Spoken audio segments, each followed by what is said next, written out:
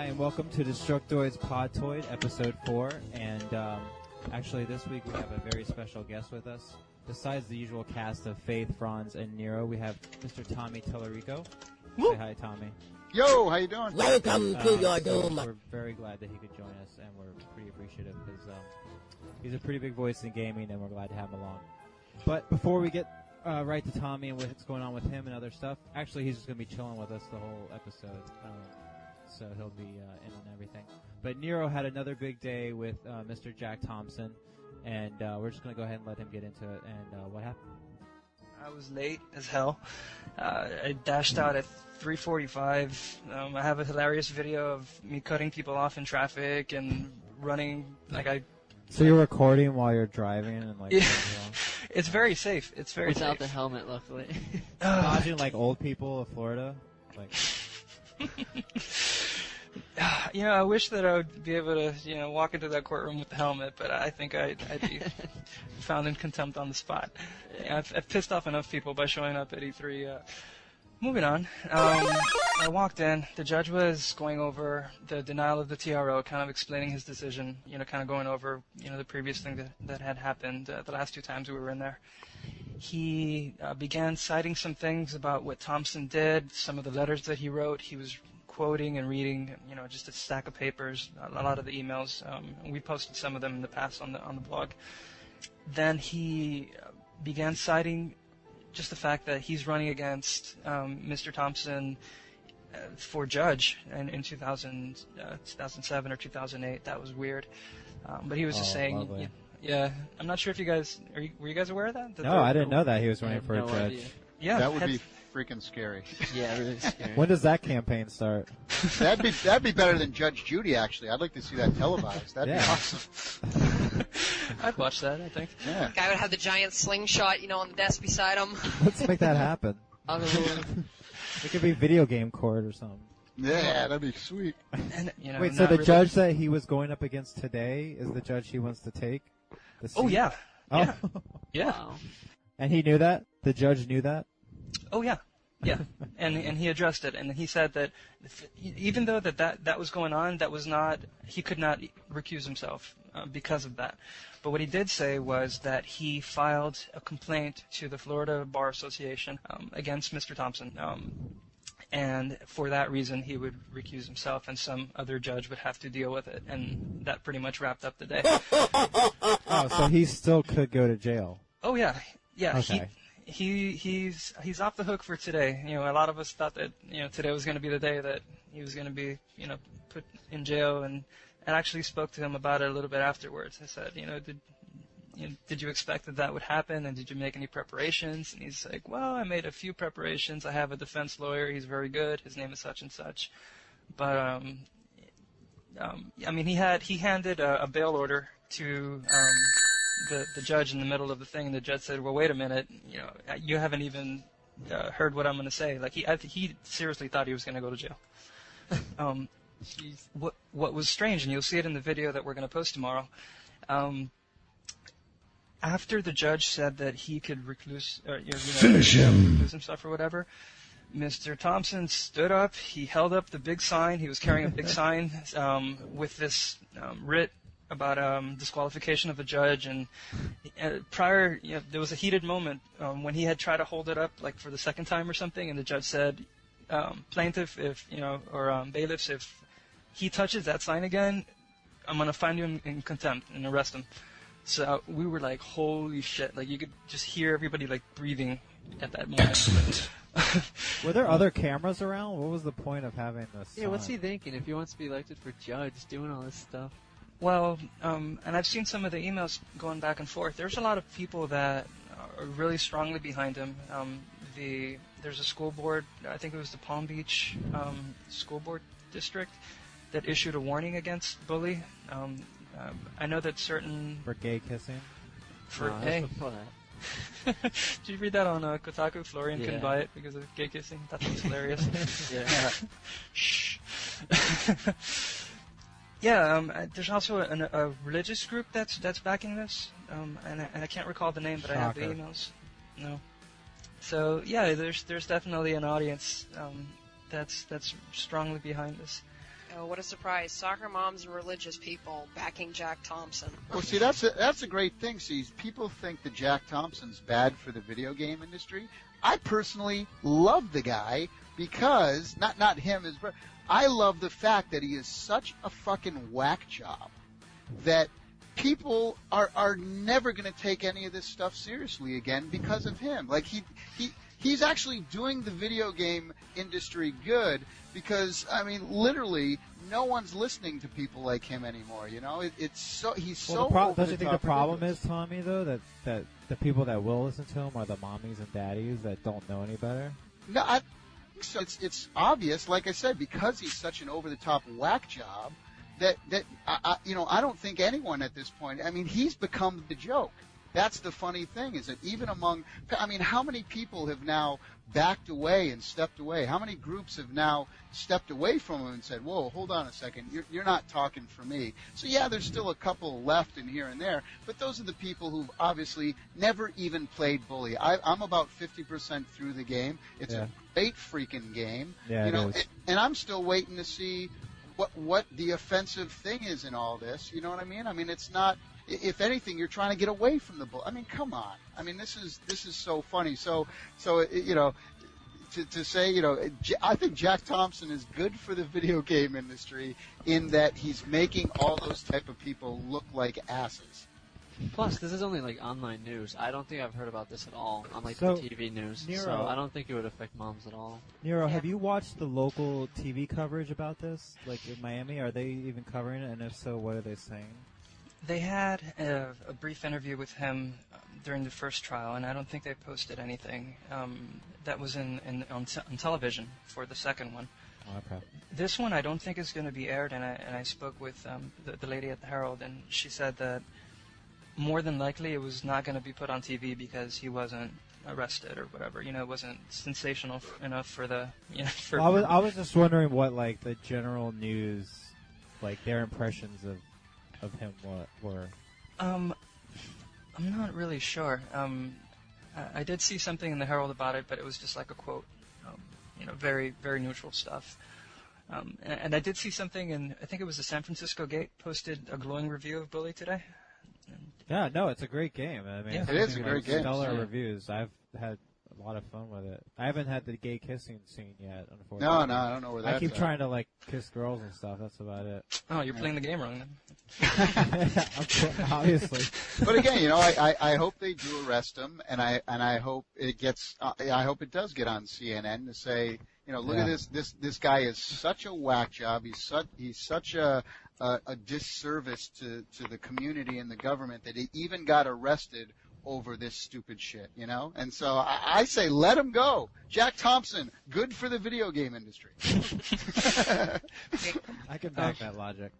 So there's two things that may happen. You know, obviously there's going to be the new hearing with the new judge, but because Judge Friedman has filed a complaint to the bar, there is obviously the possibility that Jack might be disbarred in Florida, you know, if it gets to that point. And there's also an email that I received from Jack Thompson. He CC'd me on a complaint to the Judge Commission Board, citing some misconduct from the judge. So he's still really just gung-ho after this guy. So they're both kind of at each other's throat. It's kind of interesting. So it'll be interesting to see how So it when's plays the out. next hearing? I don't think it's been announced, but I'll keep an eye out for it, and if I can attend again, I certainly will. Oh, You know, it's funny. Do you guys follow? There's a great website out there called theesa.com, Entertainment Software Association, and that's the organization that's run by a very good friend of mine. Is that the official one, Tommy? The one that the people that just bought GamePod? Yeah, the one that just, yeah. Wait, no, the But ESA no, is the Lowenstein's ESA thing, is right? that's Doug Lowenstein. Yeah, Yeah. Doug's Yeah. I've known Doug for a very, very long time, and he's the guy who really, you know, fights against all this stuff. And if you go on that website, you do the real research and the real facts and stuff, you'll see that. And the IGDA is another great organization. Jason Tallarico is president of that, and these are the guys who are fighting for us, for our rights, and you know they take down this kind of stuff all the time. Like, there's been a bunch of states that have tried to do this, and they've all failed time and time and time again. And so this is all, again, it's all good in the end for us because, you know, these people, you know, I mean, it's just like rock and roll in the 50s. I mean, you know, these people are ridiculous, and they keep losing time and time again. So, you know, this kind of stuff, it is eventually going to go away. The Entertainment Consumers Association, I think, is the one that you guys were. This is one that's the ECA. Yeah, the ECA is a community to fight for the rights of gamers against this kind of stuff. So you should go check that one out as well. But the ECA and the ESA.com, great places to get, you know, to get the facts, because it is crap. And you know the funniest thing about the whole video game and violence thing, and this is the thing that I would love to debate Jack Thompson and all these other whack jobs about. This is the reality, and this is freaking facts, okay? So they can send in all their hypotheses they want, but here are the facts. The facts are this, is that video gaming over the last 15 years has gone through the ceiling amongst teenagers, you know, people from the ages of 12 to 25. Video game, you look at the chart, and the average 85%, wasn't it? It is absolutely crazy the way the chart than the movie market is now, going too. up, right?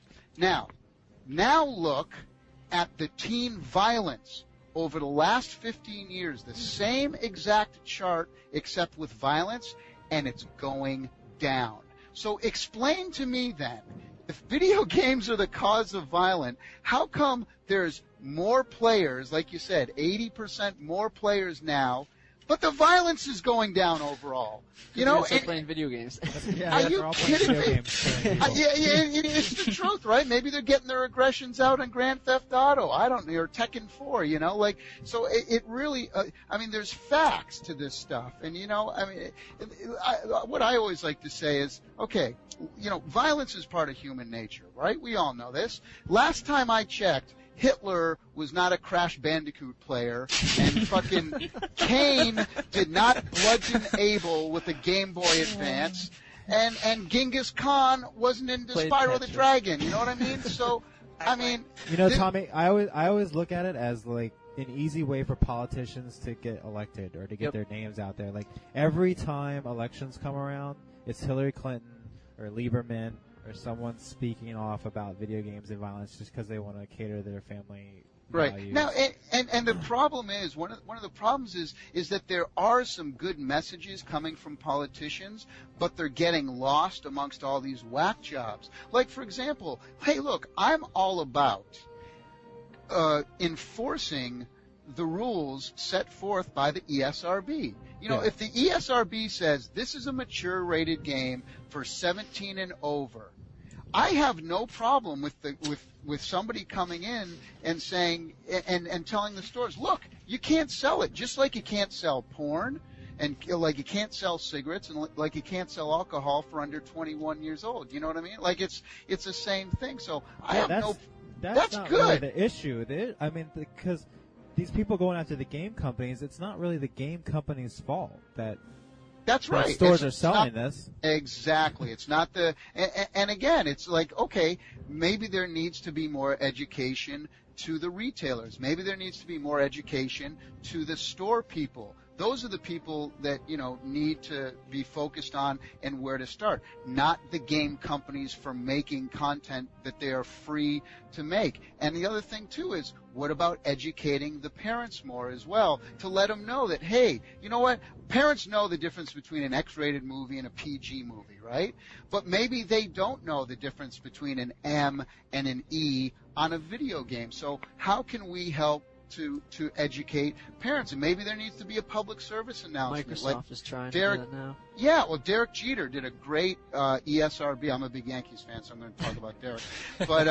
But no, Derek Jeter did do an ESRB, and the ESRB is working to do that. They're getting pamphlets into people's hands. We, with Video Games Live, the concerts I do, we have a thing in the back of every program that we have that explains the ESRB, what it is, so parents know, you know. So I think it is important, and it is education.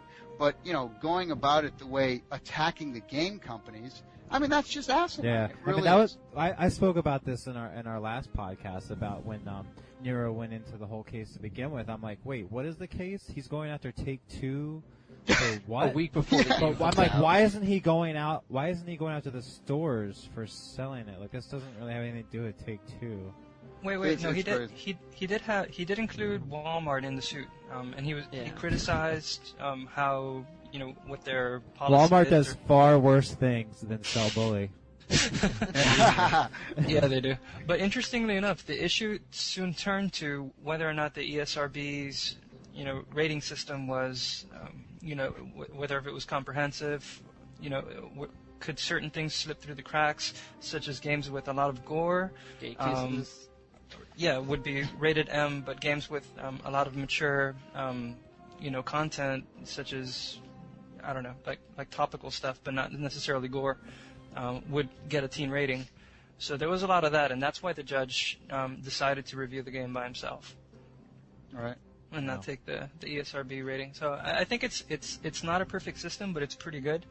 Yeah, and it is self-regulating, like the film industry, and I mean, again, I'm all for examining the system and maybe seeing, are there ways we can improve it? Are there, there's talk about maybe adding a couple of more ratings in there somewhere to, or some other, strong wording or whatever. And, I have no problem in everyone sitting down and discussing that and talking about that, but again, going after it the way they're doing it, it makes them look bad, which is, again, in the end, kind of funny and ironic.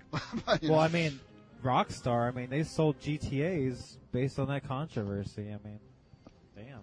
Well, and that's, I'll tell you another thing, though, that I think is a shame, is that when people outside of gaming or non-gamers hear about Grand Theft Auto, it's always talked about in a negative way, and people assume that, the only reason Grand Theft Auto is popular is because it's violent. You can beat up hookers with baseball bats and this and that, which is fun, by the way. But what everyone is that when Grand Theft Auto, when that one came out, the third game in the series, it was really like the first sandbox thing. I mean, if you were to It set a precedent. Yeah, that was a groundbreaking game. And that is the thing that gets lost, that everyone said, Grand Theft Auto, it's so popular because of the violence. No, it's so popular because it was a groundbreaking freaking game. The story, the voice acting, and the fact, hey, you could have got into a fire engine and put out fires. You could have got into a taxi cab or a police car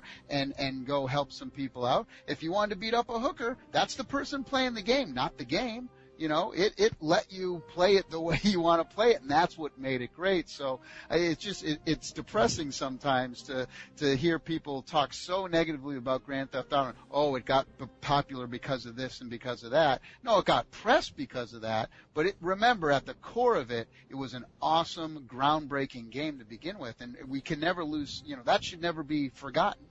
And it's great to see Bully get some of the kind of good press now, that people aren't harping on this other stuff, and they're saying, hey, it's actually a really good game. And it is. It's a solid game. I remember I met with Rockstar when they showed me Bully, and I was like, well, what do you think of, just off the cuff, what do you think about Jack Thompson? They were like, well, we love him.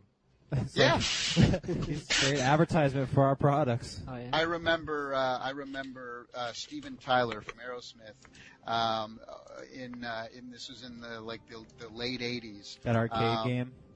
No. With the CDs? It was the Permanent Vacation album, and Tipper Gore was going after Aerosmith because the lyrics were suggesting sex and blah blah blah and this and that, and so when Steven Tyler went up to grab his Grammy Award for winning the album, his words into the microphone were, "I just want to thank Tipper Gore because of all her controversy. She sold about 1 million more records for us. So here's to you, Tip." These people never learn, like the Two Live Crew thing. And GTA now, it's just like these people do not learn. Like, you're just promoting it. The best way to make it not happen. And that's why, kind of coming back to the whole full circle here, that's why it kind of sucks that guys like us right now are giving so much attention to Jack Thompson, because he doesn't deserve it, but he's so laughable that it makes our conversations. But the reality is, the piece of shit should never even be spoken about because he's such a joke, No, I would prefer a media-wide ban on the guy, but it's almost impossible to get. Yeah. So. Yeah. And even if somebody else will pay attention. Yeah, it's like and it almost scares me. Like, if we don't say anything, then the mainstream press is going to pick up on it and not really understand what's going on. That's right. From doing the research, it's kind of like a double-edged sword there. Damn if you do, damn if you don't, kind of thing. Yeah, and the worst part about it is that even when he lost the case of Ames bullying, and he said that, okay, whatever happens here, I'll let it go. He didn't let it go. Yeah. He'll never let it go. He's going to fight this till the day he dies. He was quoted saying that he wants to see the company just go out of business or something. So, he's got a mission on his hands. That's very Christian of him. That's wrong. He needs his own video game. Put somebody out of business? What does he think he is, Sony? Oh, hey, now. Hey. Well, that's actually a good segue, Faith, into Sony. Tommy was at the Gamers Day event in San Francisco, and I've gotten some hands-on time with the PlayStation 3. Tommy, what did you think of it? I'm sure you got your hands on it before this, but what did you think of the event? And I've been playing a lot of the games for about a year now, and they've all really started to come around the last. Yeah. I'd say after E3, they really started to pick up some steam. My impressions of the PS3 are is that, I mean, from a hardware standpoint, and this isn't just my own opinion, but in speaking with, this is my own opinion, but I've spoken to a lot of people, a lot of publishers, a lot of developers, a lot of programmers, a lot of people. So I've gotten a lot of different input from a lot of different people working on the system. So just kind of keeping that in mind. But it is the most powerful system of all of them. It's obvious now, and it's only the first generation of games. Well, I mean, you take a game like F1, for example, and people said we were 20 years away from photorealism.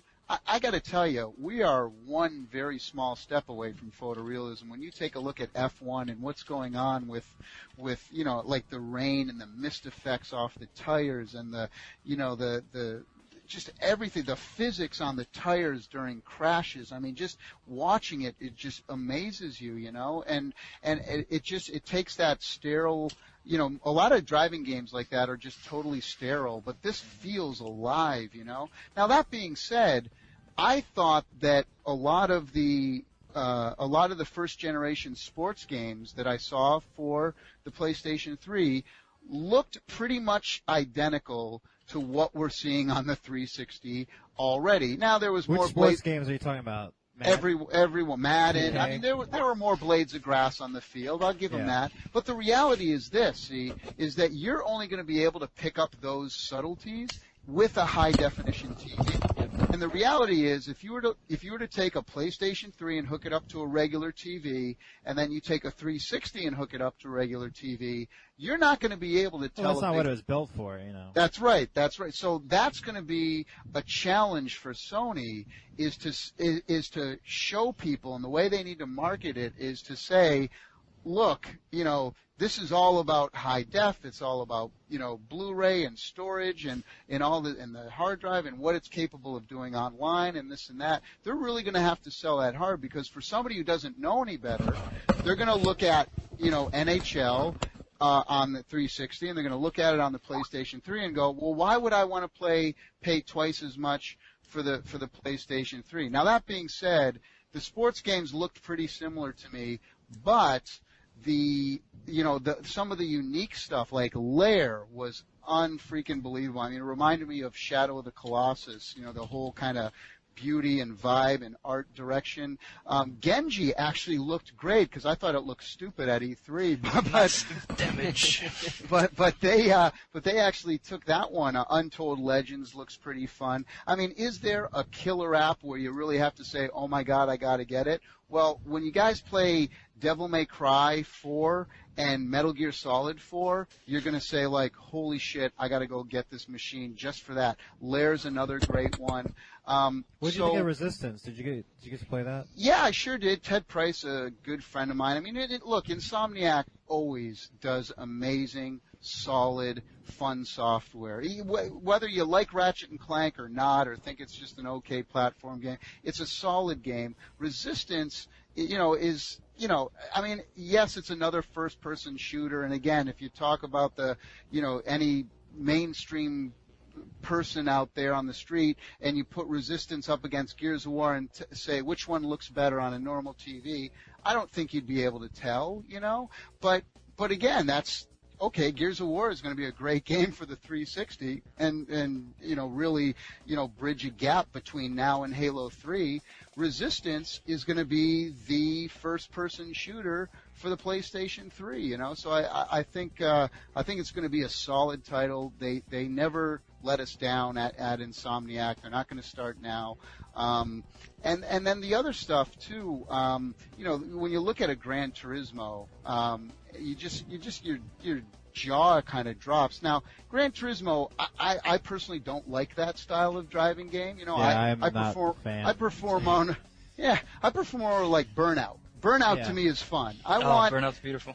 I want unrealistic controls. I want crashes. Or Full Auto 2 actually looks a lot better than Full Auto, in my opinion. I can't believe It handles a lot better, actually. I can't believe they omitted crashing from, Gran Turismo 4. It's so crazy. It's so crazy. So it kills the realism. The cars don't let them, though.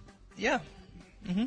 And I think that's a lot to do more about running that and running in 1080 with 60 frames a second. I mean, and it's so to me it kind of does look a little sterile in the sense of, like you say, there's no crashes. You can't just run off a cliff. You can, that to me is fun, right? But it does look stunning, and I think it's kind of making a statement. And there is a lot of people out there who love that, realism driving thing, and they do that very well for that crowd. So yeah.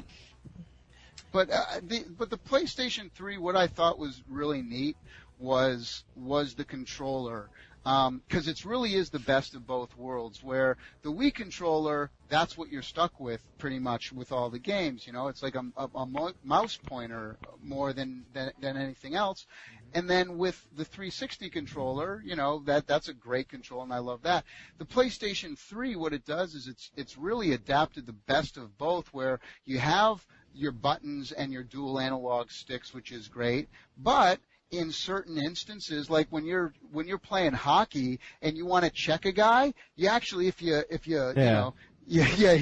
the control. So you're normally playing hockey just like you normally would any video game, and then you actually shove the controller and it checks the guy into the boards. It's like, that's pretty damn cool. Same thing with Lair. You're kind of flying along and you're using you're dipping and going up and down with the controller to kind of fly him around. And then when you get up next to a dragon, you shove it shove the controller in the dragon's direction, and he smashes into him. It's like, wow, that's really cool. And Tony Hawk is another great one where you go into slow-mo mode, and the controller actually acts like the board in slow-mo, so you kind of take control of the physics of the board by the way you move it, but they don't use it all the time, just in certain instances. And I thought that was pretty I hear cool. what you're saying, and I am been one of those people that likes the new controller as well.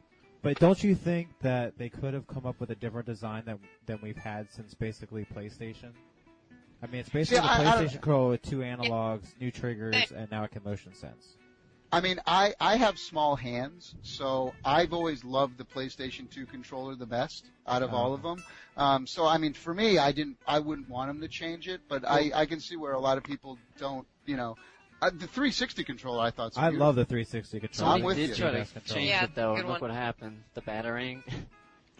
Well, yeah. You guys remember the very first Xbox controller?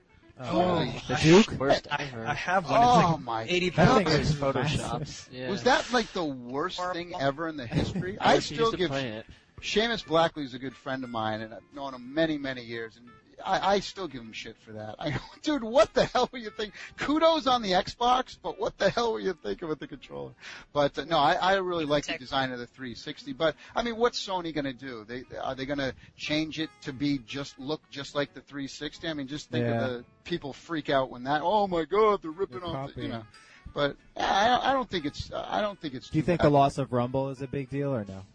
I really don't. I got to be honest with you. Maybe I'm just too used to it now. But like even it's very rare that I'm playing a game with the Rumble on, and I even kind of notice it. It's almost like I've gotten used to it so much that it really. I only notice it when it's every once in a while. Like it's not all the time. That's the thing. Yeah. Exactly. Like I remember playing Metal Gear Solid for the first time, right? On the play, and the freaking thing started to rumble at certain times. It's like, I'm taking over your controller, and it's like, holy shit! Like, I think in scary type games, your Silent Hills and your, things like that, it could work really well. But I'm not going to miss it, to be honest with you. I don't realize that it's even there now. It's cool sometimes with driving games. You go off the road and it starts to shake a little bit, but whatever.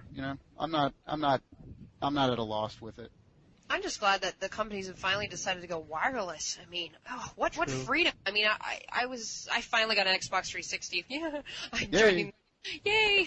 Welcome to next gen, Faye.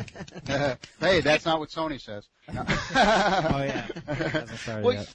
But the interesting thing though, it's funny. And I was just reading about this online. Was the one thing is that if you compare the 360 to the PlayStation 3, and if you wanted to upgrade your 360 to be what the PlayStation 3 is out of the box, you'd actually be spending and that includes online with Xbox Live that you have to pay for, everything included, the wireless controller, the upgrade to the hard disk, the upgrade to if you want to get an HD. Are you talking about the DVD. Sony chart or like a real chart? Yeah. No, there's like a real chart. It's about, and again, I'm not trying to hate on the Xbox, or I'm just kind of throwing it out there saying it is interesting because, I agree that the PlayStation 3 is way too expensive. I'm personally boycotting it myself and telling all my friends don't buy it, But that being said, for what you're actually getting for $500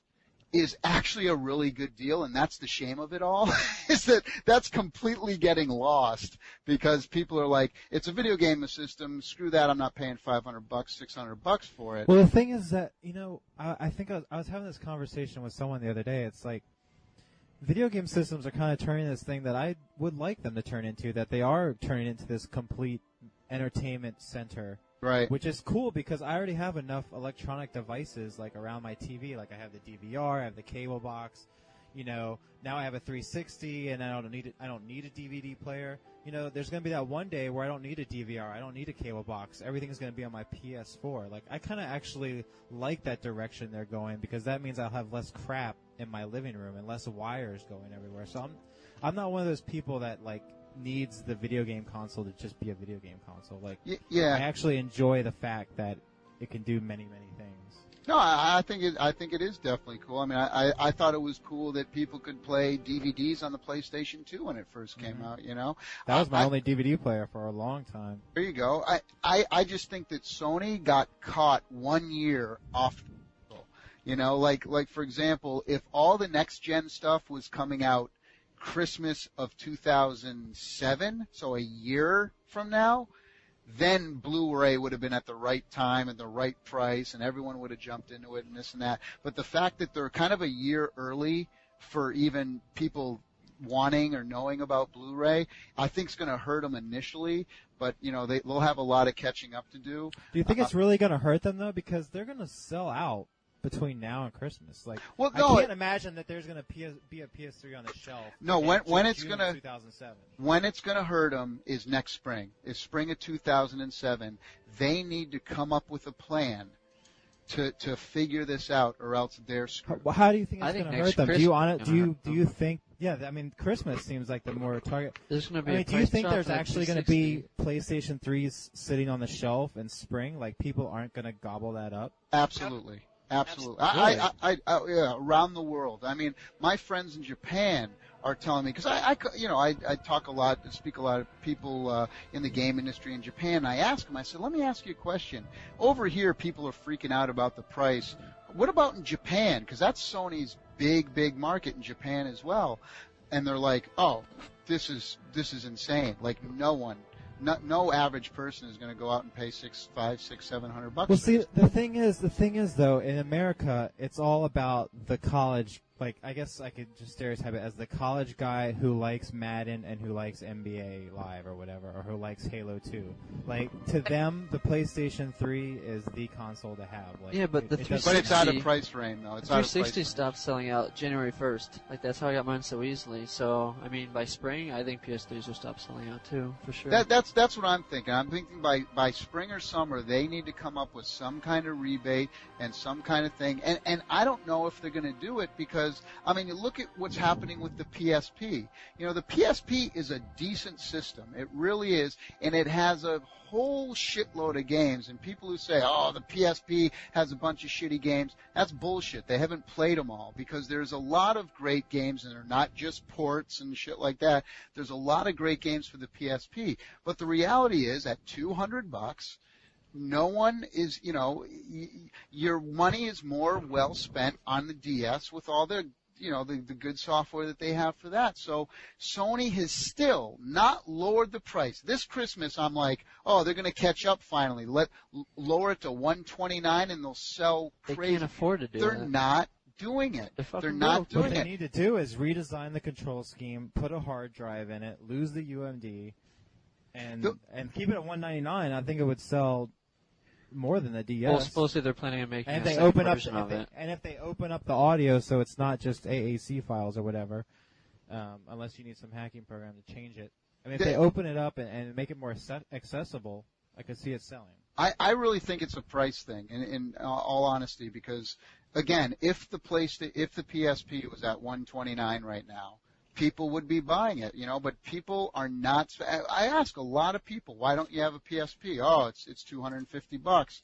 The DS was $99, you know, or $129. I went with that, you know. It's and so that's what's scary, you know. That's what's kind of scary is, you know, are they going to see the same thing? The PSP is dying right now. It really is. I mean, it's headed for disaster if they don't. It's weird because that's all I see on the New York City subways are PSPs. Like, I love it. I'll be in a subway car at like 11 at night, and there'll be 3 guys with PSPs in my car alone.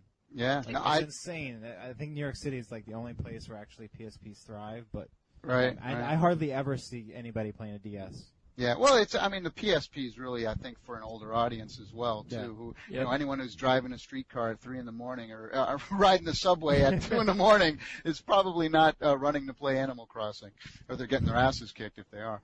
But no, you know, so to the same respect, I'm wondering, you know, is Sony going to stay tough and say, nope, we're selling these for $600? Because if that happens by, like I said, spring or summertime, and those, you know, early adapters are all dried up from Christmas, it's like, okay, what are you going to do now? You know, it's going to be really slow going for them.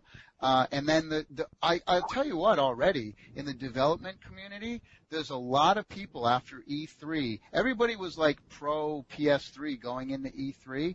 Coming out of E3, even the developers are going, wow, okay, I'm going to look at 360 now. You know, like seriously, because they feel that, you know, I mean, at the end of the day, you want to sell software, and the way to sell more software is whatever platform has the more units. Now, here's my prediction. Here's my bold prediction for the video game next gen consoles over the next 3 or 4 years. My prediction is this. I honestly think that this is the greatest thing that could have happened to the video game industry and gamers, and I'll tell you why. I think there is going to be a 3-way tie. For the first time ever in the history of video games, there's going to be worldwide, I think there's going to be about a 3-way tie, roughly. And what that's going to make the manufacturers do and the publishers is to make more incentives, is now they got to compete like never before. Everybody's going to be trying new stuff, wacky stuff, off the wall stuff. You know, you take a game like Loco Roco for the PSP, for example, where nobody would have ever thought to publish that game, right? But it's like everyone was complaining about how the PSP didn't have anything weird, wacky like the DS does, you know. I think what's going to happen is everybody is going to be fighting. Nintendo is going to try to come up with so many new and innovative stuff to get people to lean to their side. Sony's going to do all this cool, innovative, new cutting-edge stuff for their side. Microsoft's going to offer incentives galore and this game and that game and make it exclusive for this machine. So I think it's all going to be a neck-and-neck race. I don't know. I wouldn't predict any winner, but I think it's going to be really close. Do you honestly think that the Wii can hold its own over 3 or 4 years? It will in Japan. 10. In Japan. Again, I'm speaking on a worldwide level here. Okay, so Japan will kind of level it out for them. Yes, I believe so. But I don't believe that that they'll be ahead in North America or Europe. No, I don't think so either. No. It's a huge misconception, I think, about the Wii out there. Well, and, I think a lot of American gamers are a different audience than Japanese, and they're going to see the Wii when they see the Wii actually in person and what it does. I don't think they're going to be as in love with it as they thought they would be. You know, I agree with you a lot about that comment, and one of the things too is that and why people I think are a lot psyched up and excited about the Nintendo Wii is because of the fanboy media and journalists that infest our industry. I mean, there's so many kind of biased fanboys out there and not true journalists that it's really tough. And I don't consider myself a journalist. Let's put that fine now. I'm not saying that I'm a video game journalist. I'm not saying I'm a video game reviewer. I go on TV and I tell people my opinions. Hey, I'm a video game composer. That's my job, And if somebody wants to put me on TV and pay me to argue with Vic or tell him what I personally think of a game and be funny, then I'm going to do that, And that's basically what blogs are as well. They're just columns, basically. True. Nothing but columns and personal opinion. And right. Tommy and I were talking about this earlier. It's absolutely right. A lot of the general media is scared to speak up about Nintendo because of the wrath they will incur. They don't want to see a drop in page views and unique visits from Nintendo fanboys because they've forever banned them in their brain for being biased against Nintendo. It's absolutely insane. And I think that different markets appreciate different things. Japan is going to love the Nintendo Wii. I guarantee you. Why do you think that? Because they're into the really kind of cutesy, cuddly, different, the games like the Animal Crossings and the Katamari Damacy's and the 10 Dogs. They don't necessarily in Japan. They're not as big a graphic whores as we are over here. And I'll be the first to admit, and I'm proud of it, I'm a fucking graphic whore. I'm a graphic whore, I'm a sound whore. Sound whore. AI whore, I'm everything. And that's kind of the disappointing thing to me is that when Reggie at Nintendo comes in and he makes a statement at E3 and says something like, you know what? It's all about the gameplay, and here at Nintendo, we prove that once again. It's all about the games and they're fun. And I don't disagree with that. But why not have great graphics and why not have great sound? Exactly. Why not have all three? Wouldn't you happily pay $100 more for the Wii if it had maybe close to 360 graphics? And how about 5.1 sound? I mean, here we are in 2006, right about to cross over in 2007. The PlayStation 2 had 5.1 surround 5-6 years ago, and now the Nintendo GameCube is still, the Nintendo Wii is still in stereo with RCA hookups.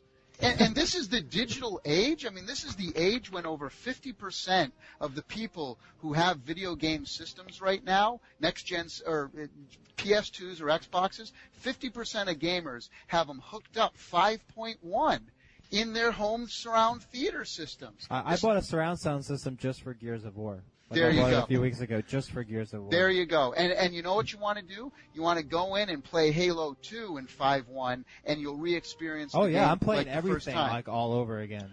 Absolutely. I mean, you immerse. It's about immersing ourselves into this stuff. But that's so the thing that the Nintendo fans don't get. They're like, oh, it's immersive because of the controller. Well, you know what? Well- It's not just the controller. It's the graphics. It's the AI. It's the advanced AI that you can plug in because of the capabilities. It's the sound. It's the whole True. experience. It's But I not think it's just funny the that for the controller. first time, Madden's actually looking the best on the Wii. That we're seeing some of those top-notch graphic games actually being a lot more fun and worthwhile on the Wii instead. Well, if EA designed the game properly, it probably could be funner on the other ones. Well, here's the thing though, is that I played a lot of the Nintendo games at E3 this year, and I'm sorry. I mean, I'm not afraid to come out and say it, and I mentioned this to my friends at Nintendo as well. I said, you know what? I think it's hard to control Zelda with the Wii controller. I'm going to play the GameCube version. I don't think it's so innovative that if I want to get Mario to spin, now I got to find him on the screen with the mouse pointer, click the button, and then shake the thing to get him to spin around. It's basically a party game system. I'd rather. That's what it is to me. Well, to me, it's kind of like, and I'm going to reserve judgment till I actually see all the games that come out. So this is all pre-launch and I haven't played the final Zelda yet. I haven't played the final Mario yet. I haven't played some of the other stuff. But what I'm perceiving it to be is kind of like the iToy, where it was really, really fun for the first day, and then I never wanted to play it again, and I don't want that to happen. Look, I want Nintendo to succeed. I want all three companies to succeed because it's great for my businesses. I don't want to see any of them fail. I hope Nintendo does good, but one of the things that scares me is that when I was playing it, and I considered myself a seasoned gamer, I was frustrated with the way it controlled. And if they're putting this thing on the market and saying, hey, look, because of this control, grandmothers are going to want to play it, and girlfriends are going to want to play it, and people, non-gamers out there are going to want to play this thing who don't normally play games. And hey, they've done that successfully with Nintendogs and Brain Age. So again, hats off to Nintendo for bringing in us a whole new audience. I love that. But I need to see more games that's going to get grandma to play this thing, because the way you control Zelda, Grandma's not going to play Zelda. I'm telling you right now. I'm finding it hard, and I love Zelda. Yeah, it's not as intuitive as Nintendo would like you to feel. That's why I'm saying it's more of a party game system, because those are the kind of games that, like, I played a few of the games. I went to the Nintendo event in New York City. Oh, you did? Okay. Yeah, those are the party games are the ones that work the best, like things like WarioWare and like I love Wii WarioWare. I Sports, could play that Wii for Sports and all hours. that stuff. That's I mean, great. that was what worked, but the games such as Zelda and even Metroid Prime to a degree and Red Steel was just completely useless. I agree, and because and I don't know if you got a chance to play the new Tony Hawk on the Wii. Oh yeah, no, that was awful. I couldn't do it at all. It's unplayable. I mean, basically, for people out there who haven't played it, you have your controller, you turn it on the side, and it acts. You tilt it left and right, and that's how you control left and right the skateboarding. Now, think about video game. Can we think about video gaming for a second here? Okay, video games are any racing game, sports game, fighting game. It is all about pixel perfect accuracy to the freaking 100th of a milli-inch on that joystick and your reaction time, right? Do you honestly think that by tilting something back and forth and by throwing something in the direction for a Madden football or hitting a tennis racket in a direction, do you think you're going to get that exact pixel perfect accuracy? You're that's insane. exactly the problem. That's exactly the problem with the I think Wii they right now. will, That's though. what people don't really. They have that new technology where it actually records. But it's not. It's like Tommy's saying. It's not pixel perfect. Like it's when you play tennis, it's like you swing and your guy's not really swinging when you swing, and you're like, what? Well, I actually did play the tennis game at E3, and I found the controls to be really forgiving. Like, if I kind of screwed up a little, it kind of compensated for me. But like I want it to be like I'm playing tennis, like they tell me it is. You guys remember Virtua Tennis on the Saturn? Oh, loved it. I mean, It was on the not the Saturn, the Dreamcast. Dreamcast. Yeah. I have that game still. Right, unbelievable game, and it was basically Pong for the 1990s, but or the 21st century. I mean, it's going back and forth. But that game was all about when I spun it and I put the exact spin on it, and I had to put the right amount of pressure on the D-pad, hitting down when I served, and getting the spin in on that. And the analog buttons and everything. It was all about that, right? And you got good at it. The Nintendo tennis game, to me, I don't feel connected to the game. Yeah. It's cool that I'm swinging my arm and it's doing something, but to me, I didn't feel jacked into the Matrix. You know, I just kind of felt like I was going through the motions to try to get it to move. The problem is Nintendo is sort of marketing to be like that. Like, they're not really being honest with their fans and with the people, and it kind of sucks because what they're saying is not really going to happen when you pick up your Wii, and you're going to be kind of disappointed. Well, I can see myself getting tired of like swinging it around 3 years from now and not wanting to play the Wii anymore. But I'm definitely not tired of hitting A and B over and over again on any other console. So and we haven't been wear off. And we haven't been for 30 years. I mean, I have a main cabinet downstairs, and give me one joystick and one button, and I'm happy as pie. Yep. You know, I'm like, you know, so I'm curious to see. I think where Nintendo can really make up some ground is by coming out with some totally, completely new and unique game experiences. Mm-hmm. I think that's where it's going to be, you know, where it's really going to shine. What they have there with that control in the system. They have to, basically, people are going to have to rethink and relearn. It's going to be like the DS. It's going to have to be like they program for the DS is what's going to have to happen. Yeah, even more so. But my concern is this, though, is that, but wait a second, what about all the other games? What about all the driving games? What about all the all the first-person shooting and platform and all this stuff that people have grown up their whole life with? What about those? And you say, well, there's going to be another controller coming out. Like, I wish they would have packed in with the Wii, just packed in a normal controller as well. And all the problems would be gone. Yeah. All the problems would have been gone. You know? Well, the problem also is that it's not you point at the screen and shoot. You point at the sensor bar and shoot. That's right. So, I mean, that's another problem. Like, I don't know if FPS is ever going to work on the system. I found it very hard to play Red Steel. I honestly. Red Steel's a sloppy mess. So you played it as well. I mean, trying to. Yeah, and I played the more recent build, and it's. Yeah, I mean, I don't know. All right, so now let's get into what's going on with microtransactions and Xbox Live, and it's actually a really cool idea. Like, I actually love the idea, and I like the idea of it, but it seems like we're all kind of beta testing it at the moment. Like, we're all a bunch of guinea pigs, as I think Kevin Pereira said tonight when he was talking about with Major Nelson. And I guess the problems that have sort of popped up are the horse armor stuff, and now EA charging with The Godfather. Like, you actually have to pay money to get money, and paying for cheats that are actually part of the game, and you actually have to pay for them. So lame. What do you guys think of microtransactions as a whole, and do you think Microsoft should be regulating it a bit better than they are, instead of having this wild, wild west environment, as Luke Smith has said, of the whole idea? Well, yeah, I think that's it, though. Just what you said, you feel like the guinea pigs, and it's up to us. It's up to the gamers and the people out there to decide what is popular and what isn't at this point. Because if 1 million people get on and pay for a cheat in Godfather, guess what? Every single freaking game out there is going to start doing it. But if you boycott it and you say, you know what, I'm not going to do it, and I'm going to tell all my friends that that's not going to happen, then they won't do that.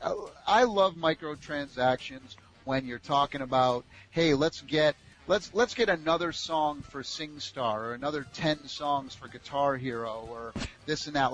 And if they want to do that every 3 or 4 months, charge me $10 $10 for 10 new songs in Guitar Hero, I'd do that every 3 months. Yeah, I guess the problem with that is that I think people are worried about it, and this is what I'm worried about too, is that publishers will see that and they'll take advantage where they'll skim on the retail version, still That's charge the you problem. full price. Absolutely.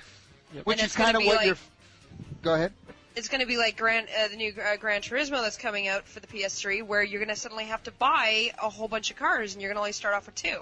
And you're going to have to buy a whole bunch of tracks. I mean... That kills me. Yeah, I mean, that's I'm sorry, uncool. but if I'm going to pay, what were we figuring? Like, okay, on a general assumption, you pay anywhere from about $50 to $70 for a new game. I'm sorry, but I'm not going to pay that much for a game that doesn't have a full amount of content. I mean, I will pay for an Xbox Live arcade game because you're getting these developers to create these mini games. I'll pay for it, because it's a game. But in my opinion, if I buy Morrowind, it better have everything that's supposed to be in it. And if you're going to add downloads, I don't want to pay for it. That's right. And if I'm buying a racing game and it advertises Ferrari, then I want to get that Ferrari F50 or the 550 when I earn it. Absolutely. I shouldn't have to pay for that up front. And I'm exactly on line with you. I think they did the right thing when Halo 2 came out, and then they did the map packs. How they made you pay if you wanted to have it kind of early. Yep. And then 6 months down the line, or however long, 3 months, then it was free. I think that is the sort of thing I'd like to see personally. I mean, I think that's the sort of stuff. If you want this map pack in Call of Duty, you can pay now, but 3 or 4 months from now, it's going to be free to you. I mean, if they did it that sort of way, I'd respect them so much more. I guess the big thing with me is I just don't like this approach that Microsoft is taking where we're just going to leave it up to the publishers to do what they want to do. I think that it's their service, and they should maybe take a little bit more control over that kind of thing. Yeah, they should regulate. Yeah, well, in the end, it's gonna affect them and their console and their numbers. People are going to get upset at Microsoft. They're not.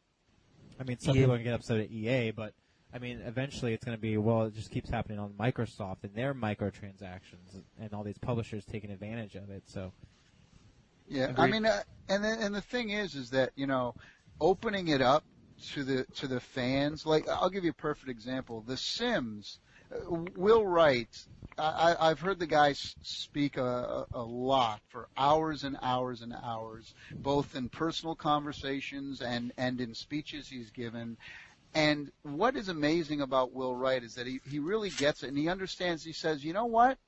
When he created The Sims, he wants the fans, the audience, he wants them to create new stuff and put it out there. That's why, he wants new skins and new items and so he's going to open up that architecture, and he's not going to shut down websites that encourage this stuff and this and that. He wants to do that and to spread, and I think that's a really why Will Wright is who he is and why his games are so amazing. So then when you get to a point where it's like let's say, for example, in a Sims game, when you say, oh, if you want this, you have to pay this, and you want this, and you have to pay that, then as a gamer, you start to feel like you're being taken advantage of a little bit. That's what was kind of silly about Oblivion. Granted, it's a great game as far as they've given us a lot of content on the 360, but it's kind of silly to charge us for horse armor when, if I had the PC version, I could get that mod and more for free from the users. That's right. Yeah, That's exactly. Right. I mean, that was I personally hated Oblivion on 360, and I went into a whole rant on that before, but... It's fun. No, hey, you know what? It's funny. Very entertaining, right? That's another one where people, you're going against the grain of popular media if you smash on Oblivion, but I am right there with you. I didn't think it was like the end-all, be-all, oh my God, so amazing game. I didn't think the graphics were as good as people made them out to be. I don't know. Maybe I'm just... Yeah, I mean, they were okay. I didn't think the player models were that great. The jump exactly. horrible. The animations I thought were bad, and you never felt like the player was really in the world. You know what I mean? Like you play Shadow of the Colossus or Eco, and you feel that like you're part of this living, breathing environment. And Bully, even Bully. And Bully's another great example. Oblivion, I just felt like I was pasted on. Now, again, that's not to say that people don't love the game and can find a massive amounts of enjoyment. I'm not saying that those people are wrong and this and that, so let's make that clear, because that's the one funny thing about gamers is that if you talk and give your opinion about it, if it isn't exactly like their own, oh my God, you're the enemy and they hate you. I know. I'm full aware of that. Trust me. But the thing is that people got to remember is, look, we're not saying that you're wrong because you love Oblivion. You may think, I'm not saying that you're wrong. I'm just saying that these are my personal thoughts, and if you have fun playing Oblivion or Knights of the Old Republic or whatever it is, that's great. I'm happy for you, So I think that's the funny thing is when people listen to stuff like this or they go on websites and things like that, they forget that, hey, it's okay to have a different opinion and not, we're not saying you're wrong just because we're telling you how we feel. And just because we say it doesn't mean it's gonna everything's going to crash. Welcome to your doom. That's right. That's right. Oh, it's like the same it's thing. still going to be there. Trust me. You're not a gamer if you don't play online, or you're not a gamer if you don't like first-person shooters, or I admit it, I hate Halo. I have never. I've played the game. I think I laugh at the enemies. Finisher. Run around going, oh no. I hate the game. I couldn't play that thing. My ex-boyfriend had it, and he. You're not a gamer, Faith. Yeah, I know. You're definitely not a gamer. No, I'm with you. I mean, I love Rainbow Six. To me, on the Xbox, Rainbow Six 3 was like the ultimate online experience because it was realistic. Again, for my personal taste, when I started playing Halo 2, everybody's fucking jumping all over the place. Halo 2 online has become nothing more than who can glitch the system quicker. Who can be the cheater. Yeah, it seems like it's not even about strategy anymore, but more about who's. Well, Halo 2 for me online, I think I spent more time playing like the custom modded sort of games like Zombie and we used to play this thing called Rhino and things like that. Like I played more of that than actual the team battles and stuff because like you, I can't stand like bunny hopping and all that stuff and it just irks me and then. People started cheating, but when you start doing the fun stuff where it's sort of like the PC games where people are just sort of modding their own games, like Warcraft 3, for example. Yeah. I never actually played the Warcraft 3 game online. I always played Dota, or I always played Towers. Like I actually played other games than some of the other ones, but yeah, kind of off the beaten track. With me getting the Xbox 360, this is probably the first time I'm going to be doing any real online gaming because pretty much before this point, it was either our little arcade games or doing network games where, a bunch of my friends and I hooked up our computers. And honestly, I know I'm going to get beat on for this comment. As a girl, I know I am looking forward to a hell of a time because one of my friends already told me tonight that I'm going to get bagged on so badly if I'm not good. They're gonna think you're a little kid, also. Yeah. No one's gonna believe you're actually a girl. Well, again, and I don't believe all the hype when people come out and say, it's online gaming is the future and it's all going to be about online gaming. Look, I again, my own opinion. I'd rather play a single player game. Period. Yeah. Shadow of the Colossus, God of War, Indigo Prophecy, Eco. These were all Beyond Good and Evil. These are all amazing games, some of my favorite games over the last couple of years. And there was no need for multiplayer. So, everyone, I think multiplayer is growing. I think online's growing. It's going to be cool to play Guitar Hero against other people online. I think that's cool. But I think it's not as big as everyone's making it out to seem like it's going to take over the game industry. It's not. It's going to be another cool addition to the game industry and a sector of the game industry. But give me a God of War and a Beyond Good and Evil and a Shadow of the Colossus, and I'd rather play that. I like playing Madden in season mode by my I never would play that game online. By myself, it's like I don't know, but baseball, I like playing career mode. I like just doing it on my own, and I'll get on and play some people once in a while. But I prefer my own shit. Leave me alone, you know. Pretty much. Speaking of Madden, Tallarico, what would you rather play if you could only get? We have a game debate every week, and this week it's Madden versus Tony Hawk. If you could only get one of the two games every year, which would you prefer? Like for here and forever. I worked on the original Tony Hawk game, the very first one that ever came out. So we were part of that whole massive experience, and I can tell you that none of us knew what we were working on. We were just like, yeah, it's another skateboarding game, whatever. Terry Steve and I played that game. No idea. But that being said, I gotta say, it has fucking so wore off me. Like, I don't care what new mode they put into Tony Hawk. I am just done. Have you tried the demo or played Project 8 yet? I played it. I played it on the PS3. Yeah. And again, with the way the board controls, it's definitely cool. It looks great and this and that. But to answer your question, which one?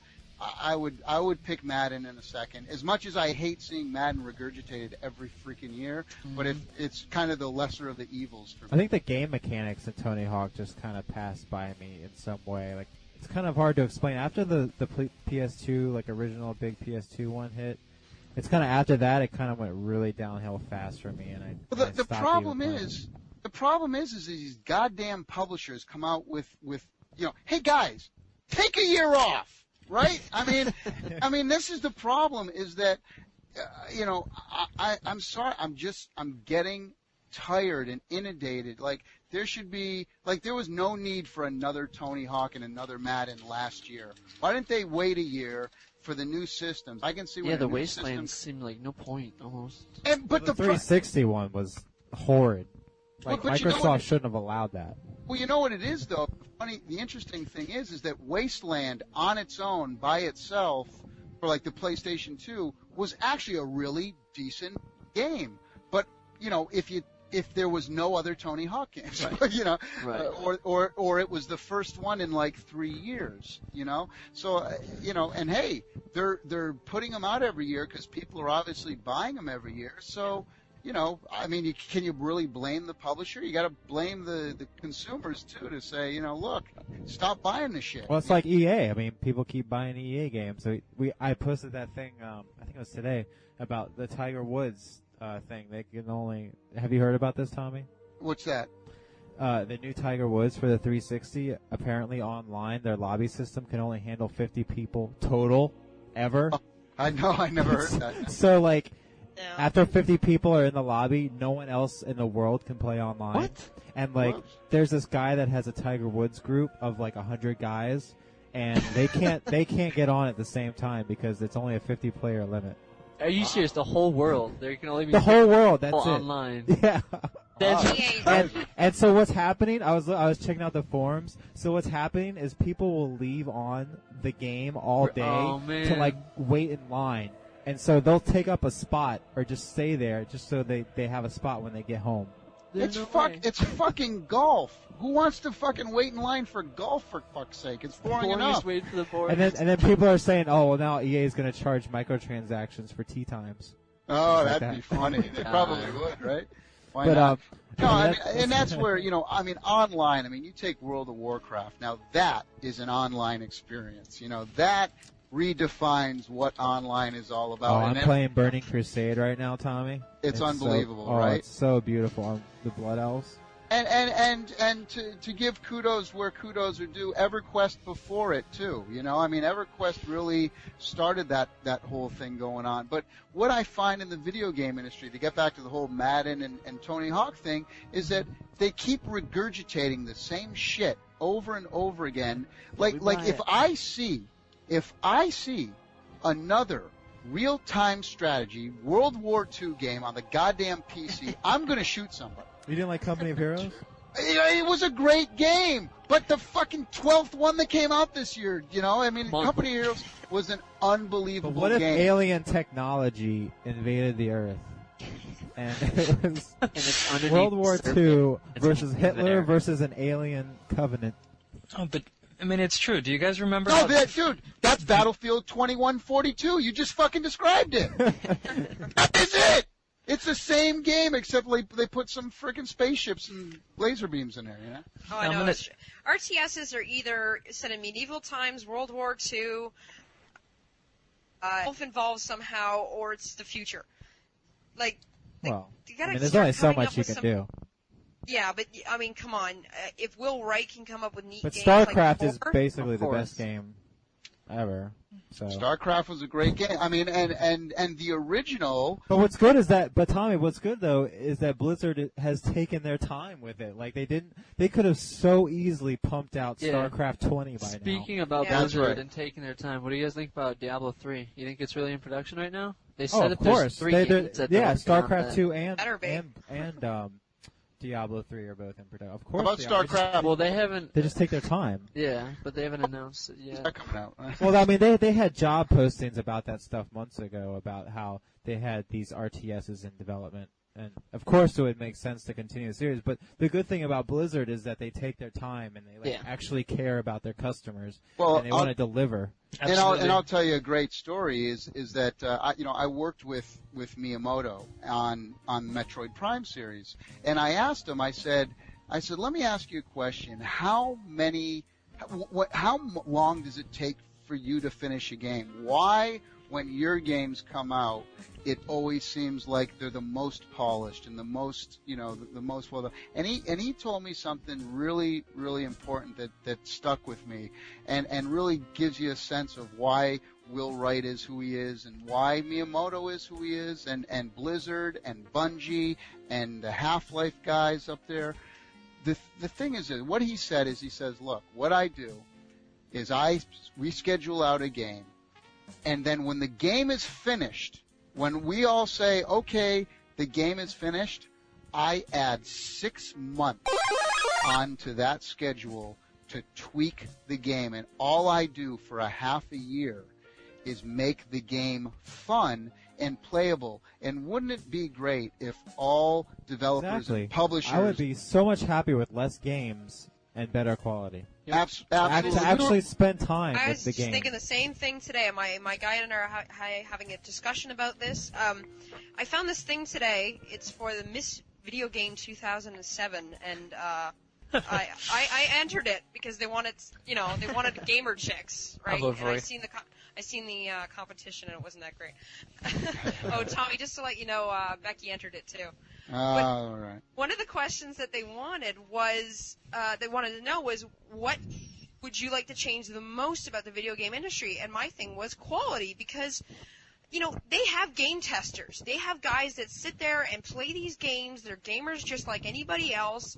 And if we can sit and play a game like Dead Rising on a normal computer or normal TV screen, and see that, okay, I can't read the text, I can't read the text. I mean, I have it, 5 feet in front of me, and I can't read the text. Isn't that funny? How the hell do they let these things get past? Well, the problem is that they're all watching him on HD TVs, and they look crystal clear. It's like dummies. And most of my 360 games, I can't read the menus. What the hell does that say? I know. I can read them crystal clear on my 37-inch HD LCD.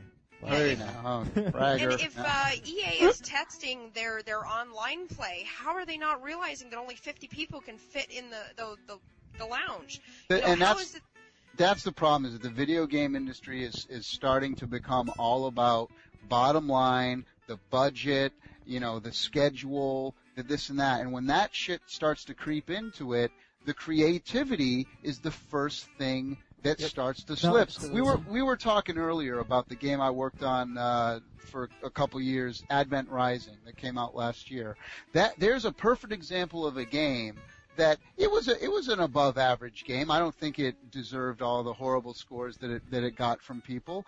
But if that game would have had 6 more months from the time they finished it to go back and make everything unbelievable and amazing, wow. I mean, I've been involved in 250 games I've worked on in my 16-year career, and I got to tell you, I see it happen every single time. For the most part, is by the end of the schedule, the last couple weeks is when everybody's trying to put everything in, and oh my God, we got to go gold in 2 minutes, and things fall through the cracks, and oh, we wanted to put this really killer thing in, but we can't because we don't have time. Let's cut that. Let's do this. Let's do that, and shit starts to fall apart. And again, if you had that, and every game is like that most of the time, you know. But Tommy, let me ask you though, where does the pressure usually fall? Like, Yeah, whose it's fault not is the that game usually? company, Is that it's the people that actual pay them. developers, or are the publishers coming to them and saying, "Hey, Yeah. clock They're is not ticking. gonna We need they're this not right gonna Biggest- give now." you their money unless you I'll give tell them you- a game in a year and a half. It's like almost always a year and a half. Yeah, well, I'll tell you exactly what it is. Is that what happens at the beginning of the project? It's both their faults, really. It's the publisher and the developer. I'll explain why. I mean, every project before it gets greenlit, you know, what E3 was really about was not about the media and the hype, and that's why they've done what they've done and scaled it back, because people lost sight. E3 was really about this. Why it was started was because the vice president of sales for all of the publishers could sit down and preview their games 6 months ahead of time to all of the stores and the retailers. So Toys R Us would meet with EA, and the sales guy at EA would show them Madden Football and say, look at the new features we got in. How many units do you want to order for this fall? And they would go back and they would collect all their orders. That's why E3 was created. It turned into this big, huge thing, and that's why the industry said, wait a second, hold on. We're not even getting business done because it's so goddamn loud. I can't even talk to my sales guy, you know. Let's go back to what it used to be. And if people want to do a consumer version of E3, so be it. I think everyone's like, oh my God, E3's over. I think it's the best thing that happened. Oh, because, I was happy. I was so you know, happy about it. seriously. So, but getting back to it is that you take that mentality now. Every game that's done, they call up. Salespeople will call up and say, "Hey, how many games do you think? How many games would you buy for me if we did a game like this? If we did a game like that?" They then collect that data and say, "Okay, we know that we can sell probably 150,000 units of this game. Based on that, our break-even point, I am now going to create the budget and adjust the budget, which is going to be $2 million. Okay, now we need to go out and get a developer who can develop this game on this schedule for $2 million. The problem is that when these companies sit down and the developers are negotiating with the publishers, there is a set amount of time and money, and that's the problem, is that no one ever, it's so annoying, but no one ever factors in the problems. You know, like if you sat down and said, how long do you think this game's going to take? I think it's going to take 2 years. Okay, let's budget for 3 years. Seriously, you know, like that's what I don't think people they'd should get do. the money though. Like, And that's it the sucks, problem is So that- what percentage of games do you think out there go through that kind of process? Is it about 98%? 90%, 95%. Seriously, the only games, and that's why, again, I'm going to tip my hat to Nintendo, definitely. I'm going to tip my hat to Will Wright. I'm going to tip my hat to Bungie. People were so pissed off at Bungie when Halo 2 was late, right? No. And then when the game came out, shut everybody's mouth. No, the real gamers understand and they appreciate when it's late. When the publishers say, you know what, we need to take our time with this. Absolutely. And Ubisoft Yeah. is sort of doing it now too. I was gonna say, Ubisoft's so. a great company. I got to tell you, you know, I've worked with all of them. They're kicking ass Ubisoft this year. is really kicking ass. They Yeah, have they're the kicking last a lot of couple ass. years. They have the They're last going couple to be kicking years. EA's ass in about 2 $330 minutes. million the first half of this year. It's crazy. I mean, it's in the Splinter Cell Double Agent I've been playing on the 360. Unfucking believable. Dude, you know I'm up till 4 in the morning every night playing that game online. It's incredible. Every night. It's a great game, and that's the thing. It's like, you know, if Zelda came out a year and a half ago when it was supposed to, and it was lackluster, people would have been up at arms, you know. So I'm saying, you know what, Nintendo, take your time. Take your time. When Zelda comes out, I want it to be great. I don't care if you're a year late. I'm not going to get pissed. Just take your time. And that's why people love Blizzard. And Blizzard's exactly the same why way. People love Blizzard. Blizzard's the same way. Half-Life 2 with those guys. Same thing. Valve gets it. They understand. They're like, I'm not putting out a game that's 90%. It's going to be 100% to our ability, and they're going to spend the money making it. And you know what? In the end, it pays off. It pays off that they spent another $1 million developing the game because of that, it's a AAA game now, and it made $100 million more dollars. Is it that ridiculous that these publishers don't understand that? Some of them get it, but most of them don't. If you're going to invest in a property, in an original IP, then fucking invest in it. Don't go halfway and don't cheap out at the last minute because the developer is late. You have to budget in a contingency of 50%. Seriously, 25 to 50% of all video games should have a budget contingency of like 25 to 50%. And the publishers, they don't even have to tell the developers, but they should just have that knowing going into a project, knowing that might be the case. It's really a shame that can't happen. I wish it was talked about more. It's something that's so easy. It's so easy to rectify. Like I said, and when Miyamoto said that to me, it really it hit home. It went right through me. It said, you know what? Son of a bitch. Isn't he the smartest guy in the world? Because he's not going to, he's going to say at the end, he budgets 6 more months after they're done. 6 months? Are you kidding me? Man. Any of these games, you play any game you've ever played the last couple weeks, and if you told the developer you have 6 more months from this point to make it even better, wow, imagine what those games would be like, The worst part about it too is that not only do the gamers suffer get this, but the guys that actually make these games are, have no lives. I mean, one of my buddies, we did an interview with him, Derek Daniels, who's working on God of War 2 right now. Every time I talk to him, he tells me about how he's been working all this overtime and that he never gets to see his girlfriend and that he's getting so sick of the industry because at his age, he's going into his 30s, he just can't keep up with it anymore. And though the money's great, I mean, the hours are just killer. I mean, he works like, I'd say probably like 50 to sometimes 70 hours a week. It's ridiculous how much time they make these people work. Yeah. And how is that fair? You're not going to get... For the money, too.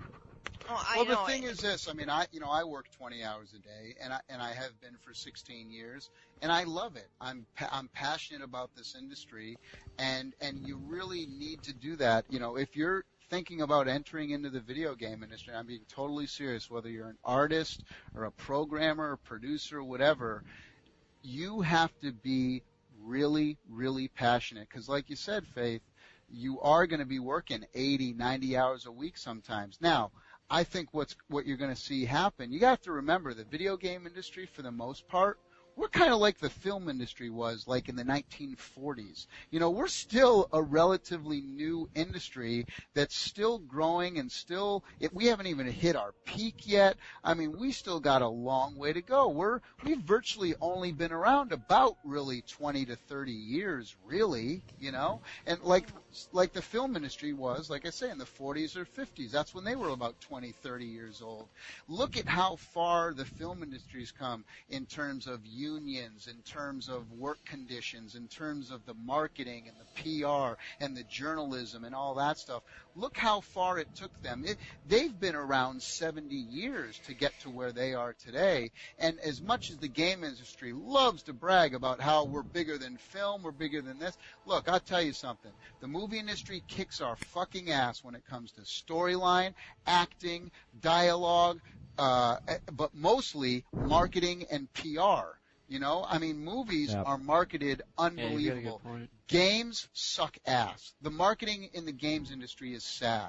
The PR in the games industry is the most pathetic thing. I gotta buy fucking games to review them on my TV show sometimes. I mean, that's how pathetic some of these companies are, And the thing is that, we still have a way to go. So maybe 10 years from now, the industry will unionize when people have had enough is enough. See, right now, there's so many people who are interested in getting into the games industry because people love games and there is a lot of money to be made.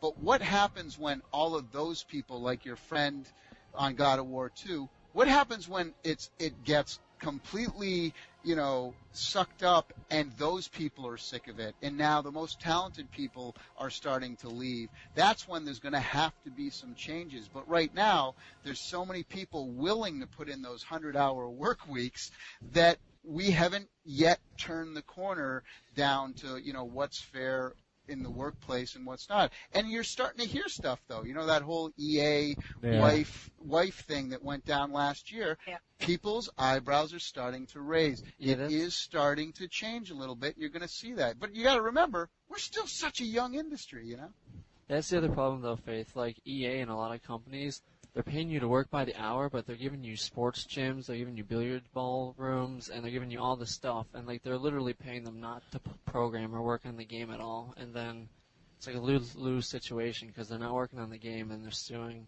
on top of that. The companies themselves need to fix their plans a lot. Yeah, I think it depends on the developer, though. I mean, his big thing is that, he's got a fiance who he wants to marry and have kids with one day. How can you have a family when you're working, as Tommy said, 20-hour days? I mean, it's ridiculous. Yeah, I mean, I don't. I'm not married. I don't have any kids. I don't have a fiance. I've never been engaged. I mean, I am married to my career. Even journalists to a point. I mean, honestly, I work really, really long hours for Destructoid and for Metro, and I'm playing games till 3 in the morning. Half because I have to and half because I love them, but still, it's I'm working these really long hours every single day. Even on weekends, I'll spend maybe 4 or 5 hours at working on my days off. And yeah, I mean, I could tell you, I'm sure, and Nero, I don't think the guy sleeps, honestly. I don't think Nero sleeps at all. Yeah, I literally go to bed at 4 o'clock, 3 days a week, just because I want the site to grow, and there's so many little things that go on in the background that, the readers don't see, obviously. Yeah, I think that's the one thing readers don't understand, the kind of time that a lot of us put into the site, especially Nero. Yeah. He really deserves a lot of credit for what he's done, and I know Tommy does a ton of work within the industry. Too, and that's just a thing that a lot of people don't understand, what is actually going into doing a lot of this stuff that we love, and we're not complaining or anything. We actually love it, and we wouldn't be doing it if we didn't love it. Absolutely. But you need to understand the kind of things that we're doing to try and deliver what you guys might be interested in. Welcome to your doom.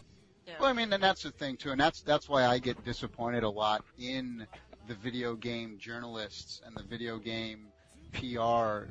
You take a site like Kotaku. I mean, it's so easy to tear people down and find the negative things and stuff. And what I'd like to see more in the industry is support. Is support for. I'll give you an example of Video Games Live, right? I mean, here we are putting on shows all around the world, these very technical shows. I mean, it has been an uphill battle from the beginning to get this thing off the ground and this and that. And then you go on Kotaku and what's her name there? What's her name? Eliza. Okay, whoever. Dun, dun, dun. And instead of saying, wow, this was an amazing event, there was 11,000 people at the Hollywood Bowl celebrating video games. What an incredible thing. The biggest video game concert in the world, biggest celebration. But instead it was Tommy Tallarico, he wears red shoes. I hate him. He sucked. And it's and then, whatever, that's cool. It's people are negative and people read that stuff because they like to read it as a controversial. But I think much of that goes on in the industry. And I'm not just saying this because I don't want to sound bitter or, stop making fun of me, this and that. Hey, I poke fun at others and I can take it just as well as I give it back. But what I'm saying is there's so many websites out there. I see it on oneup.com a lot too, where it's so easy to just tear people down in the industry. Let's make fun of Cliffy B. Let's make fun of Phil Harrison. Let's make fun of Kutaragi, and let's make fun of this guy and that guy, and everybody sucks, and the industry's so. It's like, how about, there needs to be some level of support out there as well, and that's the problem where you get some of these young, biased, fanboy journalists covering the industry. They're not real journalists. They're just fans of this stuff who are like, it's very easy to hate on shit all day, up and down. I mean, if that was your profession and that's all you had to do, you'd have an easy job, But for all the people in the industry who are working under these awful conditions, working these uphill battles to get some of this stuff, going and this and that, it is a hard challenge. And, and I would just like to see, and even games, like, I see a game come out from a company and, maybe it's not the greatest game in the world, and they get totally blasted and the company sucks. And again, it's not about the company or the developers sometimes. It's about the budget and the time they were given, So instead of totally like just hating on everything, and in my reviews, when I give my opinions on this show, I mean, we poke fun at stuff all the time, and we bust on each other's balls, and it's for entertainment purposes and this and that. But we're never disrespectful to the publishers and disrespectful to the actual, developers. You know what I mean? Well, as long as it's just like any journalist, as long as you're balanced and you're fair and you're honest and you're, like you said, not a fanboy. Biased towards one. As long as you present the truth of what you feel or you see, and not some biased opinion, I think it's fine. But yeah, some sites take it a little far. I think a lot of it's just for fun. But yeah, I mean, I can see where you're saying it goes a little too far sometimes, and we're probably just as at fault as some others. But I think at Destructoid, we're a little bit more positive sometimes as far as like the goal hardcore to speak up for what gamers want, so that it gets heard. So definitely. Yeah, we kind of try to mirror what the populace is thinking. Right. Especially when it comes to EA. Yeah. Well, again, I got to say, let me just stick up for EA for a second here, and again, find that that EA was the first company to ever come out and get music publishing rights for composers. They came out and they said, you know what? We're not going to do work for hires like everybody else does. We're EA. We have a responsibility for these people. And if we want to attract people from the movie industry and the TV industry to come in and do scores for our things, because we do, and I think that's a great thing. And if they want big-name acts to create new music, then they should get paid a royalty, and they should own their own music publishing and things like that. So EA actually started a whole music division, and they started their own music publishing company because that's a great way to put out soundtracks and earn money and do all sorts of things. So again, EA, hey, I got to tell you, hats off to EA. They are the leaders in a lot of what the other companies wait to see what EA does, and then they follow suit, So I'm not so much an EA hater, really, because I know what goes on behind the scenes and the creative stuff. I mean, they got. I'm not so much of an EA hater myself. I'm more of just, well, this is kind of ridiculous as this is happening in Madden and Tiger Woods, but I'm a big proponent of Army of Two and what they're doing with that. Did you get to see that at E3, Tommy? Yeah. I mean that's just funny. plain awesome. And gamers are quick to dismiss it because it's from EA, and they haven't seen it, and they haven't seen what the game's about, really. Well, I gotta tell you, Army of Two. It's funny because I probably shouldn't say this because I don't know if it's been announced, but you know what? I don't want to get in trouble, but a very good friend of mine has been working on Army of Two for the last 3 months now, so I get to see the game pretty much every day. So it looks incredible, Now, one thing, just speaking of what you said about EA pioneering, and a lot of companies look into it, is this ad technology that they're putting in games, and I just don't think that that's pro gamer, and I think it's fair for all gamers to be up in arms. I don't know if you saw Absolutely. Yeah, absolutely agree with you. Did you see that the comic that Penny Arcade did about them? Oh no!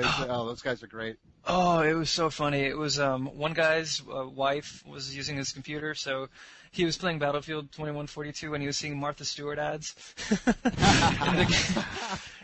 And it's just weird. I mean, some of the things that they've done are, we obviously have to give them praise for, but then there's certain things that they're putting out lately, with well, they're like a large corporation now. I mean, they have their dark sides and they have their good sides, and they can afford to do that, I guess, Yeah, I just hope it doesn't become a precedent. I mean, there's absolutely. Well, I mean, that's the thing. It's the responsibility of the gamers out there to say, look, we have control over all this stuff.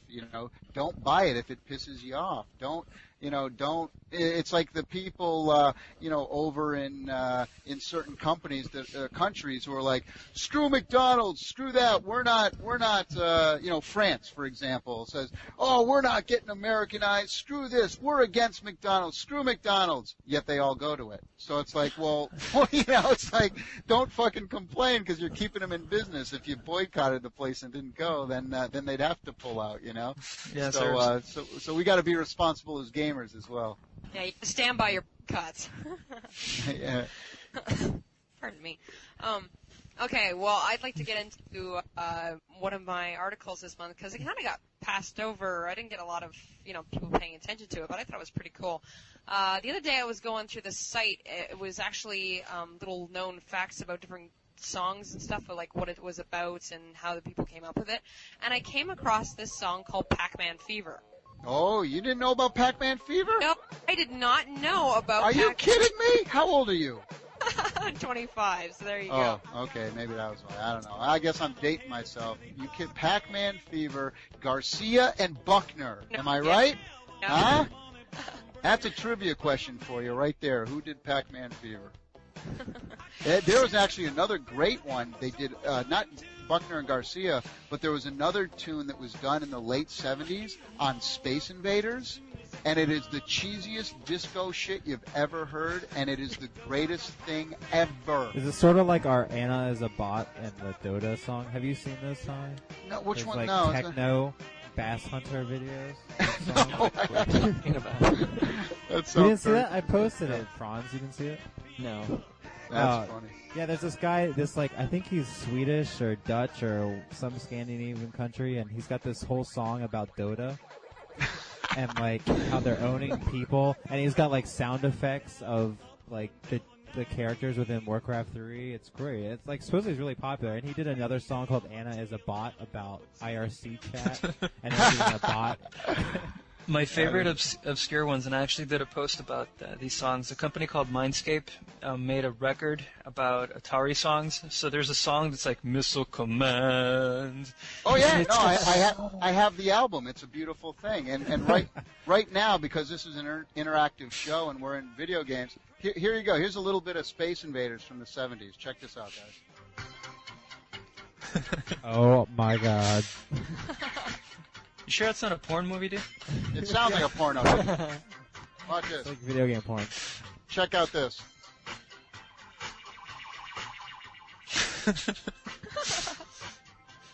So I'm watching that video. That's pretty sweet. Yeah, that's awesome, right? Just playing some Dota.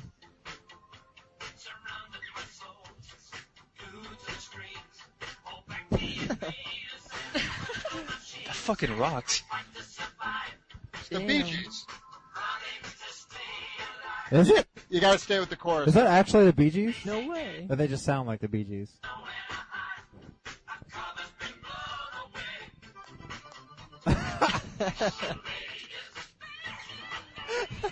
Gotta avoid the asteroids! My God, that's the greatest thing. I mean, that right there. You know what I gotta do? I gotta send you guys this MP3, and you gotta put it up on your site. How about that? Yeah, do it. Do it. People can download it and listen to Space Invaders goodness of the 70s. That's I got another trivia question for you here. I just thought of this, the whole Buckner and Garcia thing. Do you guys know what and Faith, I think I might have told you, so no given the answer, but do you guys know what the very first video game was You're breaking up there. Yeah, you broke up. That's not fair. Sorry. What? Can you hear me? Yeah. Okay, what was the very first video game to ever have voice in it? Oh, God. Not Pitfall, is it?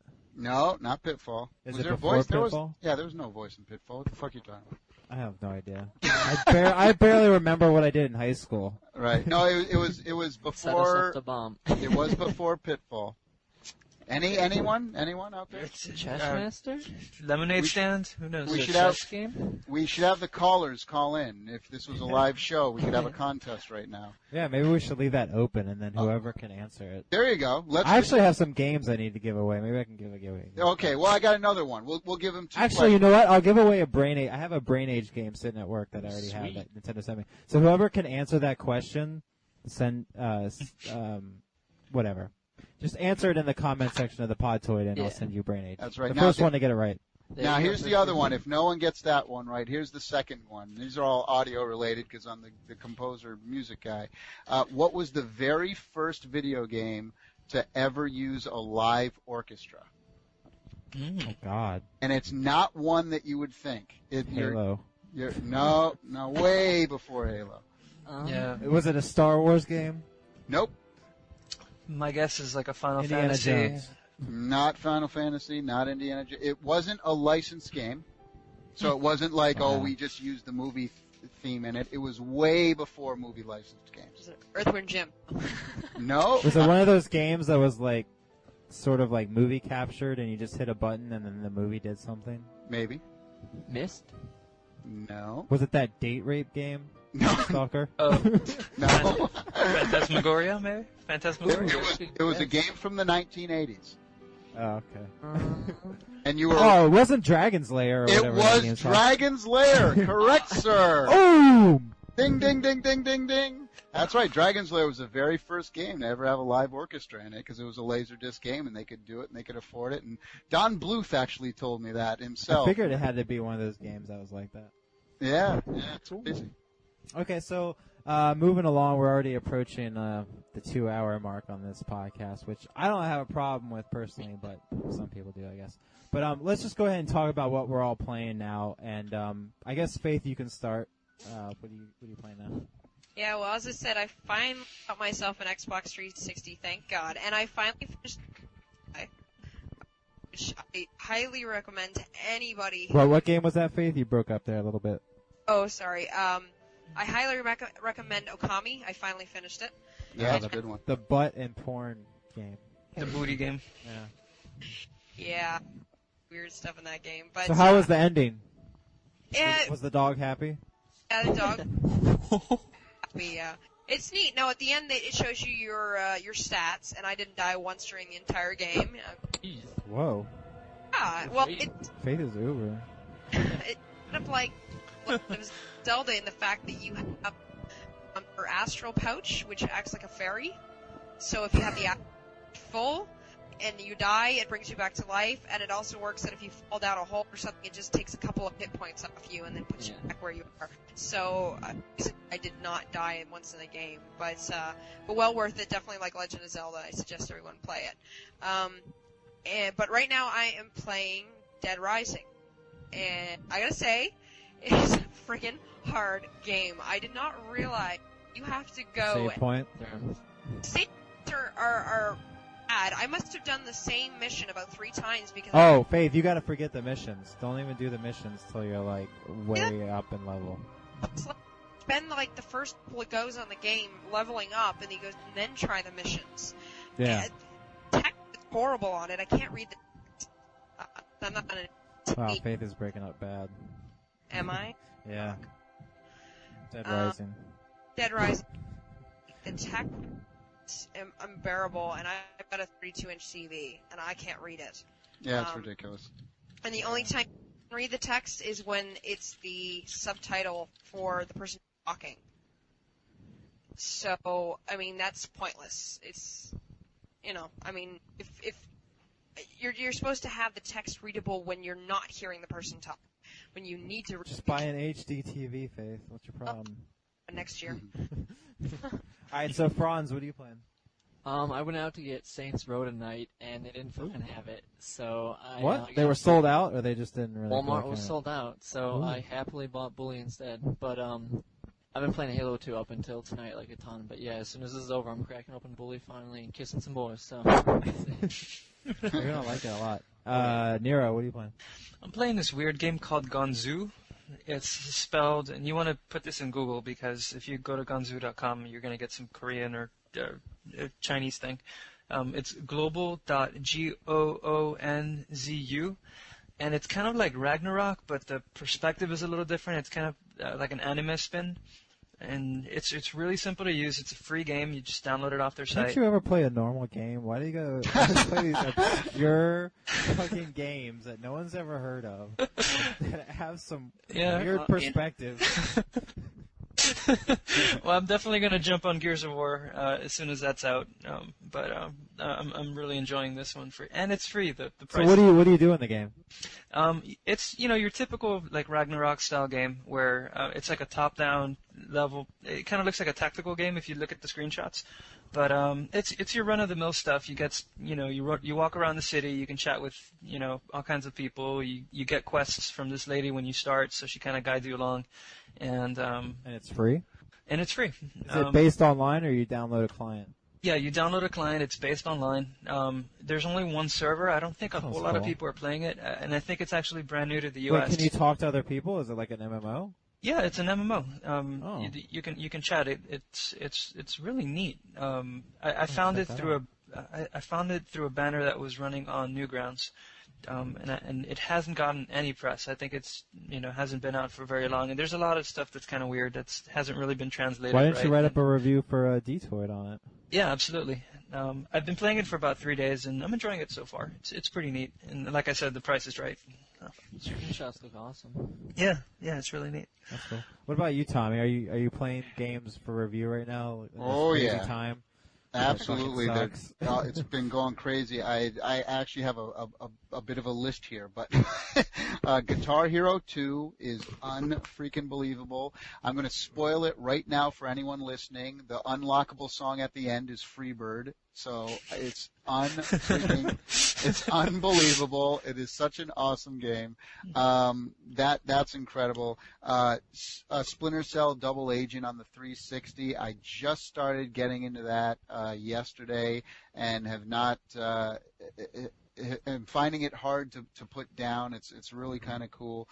Marvel Ultimate Alliance, which I'm not sure is out yet. No, it's not out yet. Okay, I've been playing that, the final build of that Activision sent me, and that is an incredible game. I gotta tell you what though, Scarface, holy shit! I like that game. It is unbelievable, and I can't believe it's getting bad reviews. Me too. I don't understand. It is I'll be honest with you. I'm an Al Pacino fan, but I wasn't like huge Scarface freak. Like I'm a Tron freak, but I'm not a Scarface freak. But I played this game, and boy, did they recreate the whole. I mean, Scarface fans are going to absolutely flip out. But as far as a fun game and simple game to get even the beginning. It's once you jump in, it's like fucking chaos. So I really love Scarface. I thought it was unbelievable. I'm playing Godfather, the 360 version. I thought was really incredible and an upgrade. Lego Star Wars 2. Hello. Every system, it is awesome, especially on the PSP to carry that thing around with you. But yeah, it's great. I loved it. Is unbelievable. You know what I've been playing? Family Guy. Is actually I just started playing that as well. It's a pretty fun game. I mean, it is what it is, and it's not like the deepest game ever, but Family Guy, they really captured the sense of what the whole humor and comedy is all about, and I appreciate that. It was nice to see it kind of being done. And Bully's another unbelievable experience that should be missed. Yeah, so I have a sort of similar list to Tommy, because I'm guessing we get probably the same games. But, I was playing Family Guy, and I was actually having a lot of fun with it because I actually find Family Guy funny sometimes. Yeah. And then I just was curious to see what other reviewers thought of it, and it kept getting these really bad reviews all over the place, and I was like, what? I know, it's depressing. I guess it's one of those things where I don't know how much the game is in real life, but I guess it's one of those things and I find this every so often because we're reviewers, we get these games for free, so we kind of aren't as harsh with them. But I guess if the game was $50 or $60, maybe I would be a little more critical of them. And that's something I kind of keep in the back of my head whenever I do reviews, is if I actually paid $60 for this, is this worth my $60? But so yeah, I'm playing Family Guy, which I like. I'm playing Bully, which I also like. There's a lot of good games out right now, actually. Splinter Cell Double Agent, everyone who reads Destructoid knows I'm all over. Even with the lag, I still put up with it. It's just that damn good. And speaking about the multiplayer, I just got sent Railroads, Sid Meier's Railroads, which I'm actually scared to touch because of the Civ series, and I know that whenever I start playing Civ, my whole day vaporizes. So I'm actually looking at the box right now, and it's pretty much like the devil right there, and I don't even want to touch it. So I'm playing that, and what else am I playing? Scarface, which, as Tommy said, is a great game. I was trying to play, what's that revolutionary, Just Cause? Just Cause is pretty cool. Yeah, it's kind of cool, but it's really easy and simple, and it was maybe a little too simple. And I like games to be simple, but that might have been too simple even for me. So I'm playing that, and I'm also in the Burning Crusade, the beta test. So if you guys had to pick what your favorite game of the year was so far, without the stuff that's coming out, in the next month, which is going to be the big Christmas rush, what would you guys say is your favorite game to date so far in 2006? That came out this year? Came out this year. My game would be Guitar Hero. Guitar Hero came out last year. Oh, well, I just dated myself. That's okay. That's all right. Well, I mean, for me, it's Splinter Cell, actually. I mean, it sucks that it's so close to the question you're asking, but I haven't played a game this much online since Halo 2, and I'm actually an online gamer where I spend most of my time online. I guess I would say, though, as a runner-up, if it wasn't so close, I would have to say Civ 4, because I spent so much time with it, and I absolutely loved it so much. Yeah. But I guess I guess between Splinter Cell and Civ 4 on that end. For me, it was, Civ 4 is a great game, but for me it was Tomb Raider. Tomb Raider Legends, I was a big Lara Croft fan going way back, and I just saw the series just dive into the fucking toilet. And when this new game came out, and I played it on the Xbox and then the 360 version. I highly recommend if somebody's got a 360 to get that version. It's just so beautiful, and the story and the acting and the music. I was never even a Tomb Raider fan, and I like that game. Yeah. I don't even like those kinds of games personally, and I actually kind of really liked that too. Yeah, that was my pick of the year so far has been that game. How about you, Faith? Probably. That's a good question. I guess I'm gonna have to go with Okami because it's the only one that I only had one issue with, which was the annoying Animal Crossing speak that gets so high pitched and annoying throughout the game. Right. But otherwise, amazing game. The graphics are just gorgeous on it. I love the graphics. I love the fact, and a lot of people are not realizing this, I love the fact that the main character, Amy, is a girl. She is not sexualized any way, shape, or form, because it's a wolf and you can't really do that, and the fact that it's a strong character. I love how creative they get with the brushwork. I mean, it's a unique game for once somebody actually sat back, other than Will Wright, and said, let's do something different. I mean, they took the general idea of how great gameplay is through games like Legend of Zelda, but they added something different, which I like. And as I said, I really like the fact that it's a strong female character that's not sexualized. I mean, don't get me wrong, I like my DOA boobs and all that stuff, but it's nice to have a character like that. Yeah, no, it's a great game. That's definitely on my top 10 as well. Okay, I'm going to go ahead and revise mine since, Guitar Hero came out in November, apparently. Okay. Would be Shadow of the Colossus, which came out in November. Oh, did it come out? Wait. Did it? No, I thought it came out it came out last year. Yeah, because that was almost Game of the Year for some people. That's right. Yeah. All right, well, back to the drawing board. One more time, guys. Nero's is we'll get back to it later.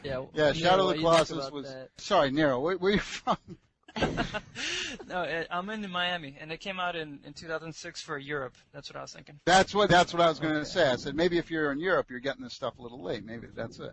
Yeah, no, I just buy shit late. It's a problem. For Nero this year, when he finally picked it up. What about Franz? Franz, did you answer? For pretty much everything Faith said, I'd go with Okami too. I see no reason not to. Like, I love Call of Duty 3, and I played that probably more than or 2, and played it more than any other game this year. But Okami's got the full package. It's the closest thing I could get to Zelda, I guess, this year. So that's why. Yeah. So I guess that's pretty cool. That's a good lineup. So Nero, do you want to give any side updates before we start to wrap this thing up?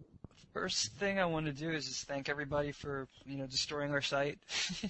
Every single day. We've been up and down so many times. It's every time we add a server, it just fills up immediately. We served I think like 6,000 people an hour today, which was unprecedented. Absolutely amazing. We had a couple of stories on the homepage at Dig or whatever, and it was just ridiculous. So, that said, we're obviously going to invest in a couple of more servers to, make the site a little bit faster, and that's going to happen very, very shortly. We also have a ton of new writers. We signed on a couple of new people last week, Alex Ryan being one of them, who's blogging under Dyson. And I'm sure you've seen all of Ishan's posts. He's posting like 8 times a day now. It's madman. So we're really happy. I have to check every single one, so I definitely know what he's doing. And then, some not so new people, Grim and Savant have been, a great addition to the site. I love reading them. And we actually just received like 3 or 4 applications this week for new writers, and we're always looking for new writers. So if there's people that want to contribute to the site, just send us an email and we'll check you out. We also got Tetsuo, even though he hasn't actually done any stories yet. He posted that, hey, I'm here, and then, So yeah, I'm looking forward to his stories as well when he gets around to them. I talk to him every day. He's in the process of moving right now, so he doesn't have a lot of time to do his posts, and he wants to make sure the first one's really good. So Nero, we asked this just about every podcast now. What about Japanator? Japanator is actually launching next week. Oh, cool. Japanator right now, you'll see a little little naked guy with soap on his nuts. But the site is launching next week. We're wrapping up the design this weekend, and we have like 6 or 7 writers lined up. So if you're into anime, check out Japanator.com or Japanator.com, as some people say. And we're also looking for some talent to fill up that site. So if you're interested in writing about anime, manga, or anything strange about Japan, let us know. That's cool. And then actually, I guess this hasn't been announced yet, but I might as well announce it now. Hell yeah. The tech site that I'm going to be doing on the side of Destructoid as well, so I'll be getting even less sleep and be working even more hours. Since I'm the tech editor at Metro, I get a lot of tech stuff that I go and see, and I get emails and PR people attacking me all the time. And so we're going to try to do like an Engadget Gizmodo type thing of Destructoid as well. We just got to finalize that stuff, and hopefully we'll have that for you guys next month. And so I'll be looking for writers for that to help me out because I clearly cannot do everything.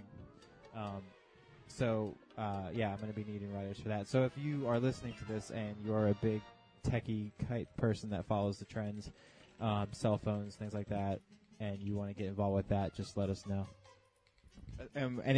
Any time frame on Elephant, or is it still soon? Oh, well, we find about 10 new bugs every day, so okay. That's why we're doing a Miyamoto. We don't want to launch it until it's 100%. So yeah, as soon as I feel confident that we can unleash it, we definitely will. That's cool. Okay, so before we wrap up this very long episode 4, which I'm actually fine with length, as some girls have told me. Tommy, you're like the busiest guy in video game biz, so you want to tell us what's going on with you and what you got planned coming up, things like that. Yeah, I mean, the biggest thing that I'm concentrating now is on Video Games Live, my world tour. I'm actually leaving in a couple of days to go down. We're playing in South America. For those who don't know what Video Games Live is, can you just give a quick synopsis of what it is? Yeah, Video Games Live is all the greatest video game music of all time, played by symphony orchestra and choir combined with completely synchronized video and music effects. We have activity with the crowd.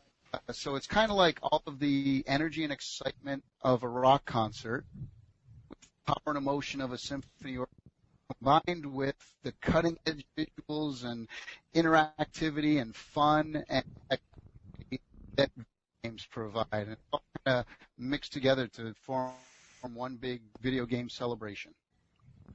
I think we got some That'd be of that. awesome. And so what are you doing with them right now? Yeah, so we've been playing all over North America this year.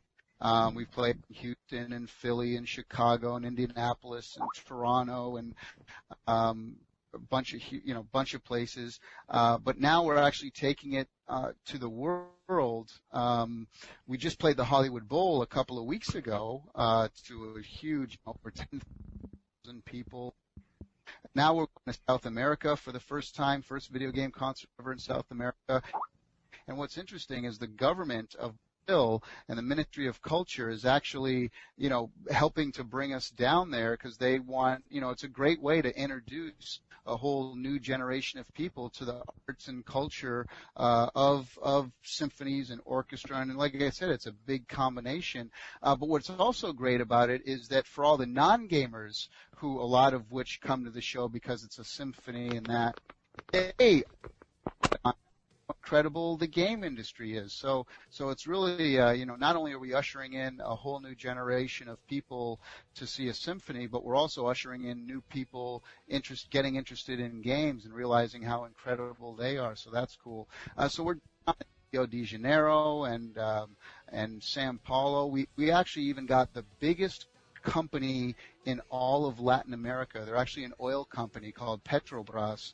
They're actually sponsoring the concert as well. So it's nice. It's cool. It's cool to see these big major corporations in these different countries understanding how important video games have become to culture and they've really evolved into our culture. From there, we're going over to London and putting on the very first video game concert ever in the UK, and we're at the Hammersmith Apollo, which is a very, very famous rock venue where acts like The Who and David Bowie and, Paul McCartney and all those guys got started. So how can people in those areas get tickets and things like that? Basically, video.com. Videogameslive.com? Yeah, and we got a mail there that people can sign up for and can see all the tickets and shows. We've already started tickets on sale for our shows coming up in January. We're in Phoenix, we're in Edmonton, we're going to Orlando, Florida, we're hitting Vegas and Dallas and Columbus, and New Haven, and LA and Houston, and we're going to be all over the world next year as well. But it's really starting to take off, so I've been spending a lot of time on that. And so, and you still do your regular shows, right? Yeah, I actually do 3 shows now. There's Letdown, which is a weekly show, and then there's Reviews on the Run, which is also a weekly review show, or is Judgment Day, as it was called down here in the U.S. when we were before. Yeah. And then I started a 3rd show for Fox and DirecTV called the Championship Gaming Invitational, which aired, the first shows aired at the beginning of September, which is kind of like the Olympics of video games. It's like Arena on G4, except it's good. We got a lot of doing a lot of interesting things with that. You're gonna have a ton of fun, man. That's awesome. Yeah, I mean, how do you find the time to do all this stuff? Well, I'm married. I don't have kids. And I work out of my house, so I love stuff, and I don't sleep a lot, to be honest with you. I do only 3 or 4 hours a day. I really love what I do, and every morning I go to. It's because I'm completely exhausted, and Yeah. Well, I think it's great that you were on here, Tommy, because I think, and myself included, we all had this sort of idea of what you kind of were, and it's kind of unfair to you, but I think once you get to know you and then talk with you, you start to understand and don't have that impression anymore. Like, to me, whenever I saw you on Judgment Day, and that's the only way I knew you, like, I went to school on Long Island. Do you know about Long Island? Oh, yeah. I'm Yeah. East Coast. Yeah, so, like, I always associated you with, like, a Long Island guy. And, Right, like, that's right. how I always associated you and thought of you and never, like, took the time to, like, get to know what you were about and stuff like that. And I think that there's a misconception about even you out there, about what you're about and stuff like that. So it was nice that you were actually able to be here with us and chat with us and talk with us and let people get to know you a little bit better. Yeah, and for the people listening in, it's like 2:30 in the morning right now in Miami, and he's taking the time to just chat with some Joes. So that's really cool. I really appreciate that. Definitely. And it is too bad. I mean, I wish that that people just didn't know me from Judgment G4 and stuff. I mean, G4 has a bad enough reputation as it is, and I don't want to be associated with that kind of bad reputation anyway. But so there's a lot of things, and we play good cop, bad cop on that particular show, and it is too bad. I mean, I certainly can't fault the people out there like yourselves who only saw me and knew me from that. We try to have fun, and some people get the humor, and other people, just think I'm a loudmouth Italian guy, or whatever. But and that's partly my own fault as well. But that isn't it isn't who I am and what I'm about. But unfortunately, that's the way it's gone down. So all I can do is try to get the real person out there, and that's all I can ask for at this point. I wish it was different, but unfortunately, a lot of people's first impressions came from some show on G4. It's even worse for us sometimes because all people get a sense of us is the way we write, and I think a lot of people misinterpret me sometimes. But if they actually sat down with me and talked to me about what I'm thinking and what I'm saying, they wouldn't have such a problem with a lot of this stuff. So. Yeah, well, I've always said it's so easy to write hate mail from the safety of sitting behind your computer screen or to comment when you're watching something on TV because you're not standing there looking the person in the face. Right. Oh, I know who that comment was directed towards. Yeah, all the 130 comments of hate mail that I got thanks to Kotaku. She loves you, Florian. Oh, yeah. At the end of the day, you've got to remember that if any of these haters or any of these people were to actually meet somebody face to face,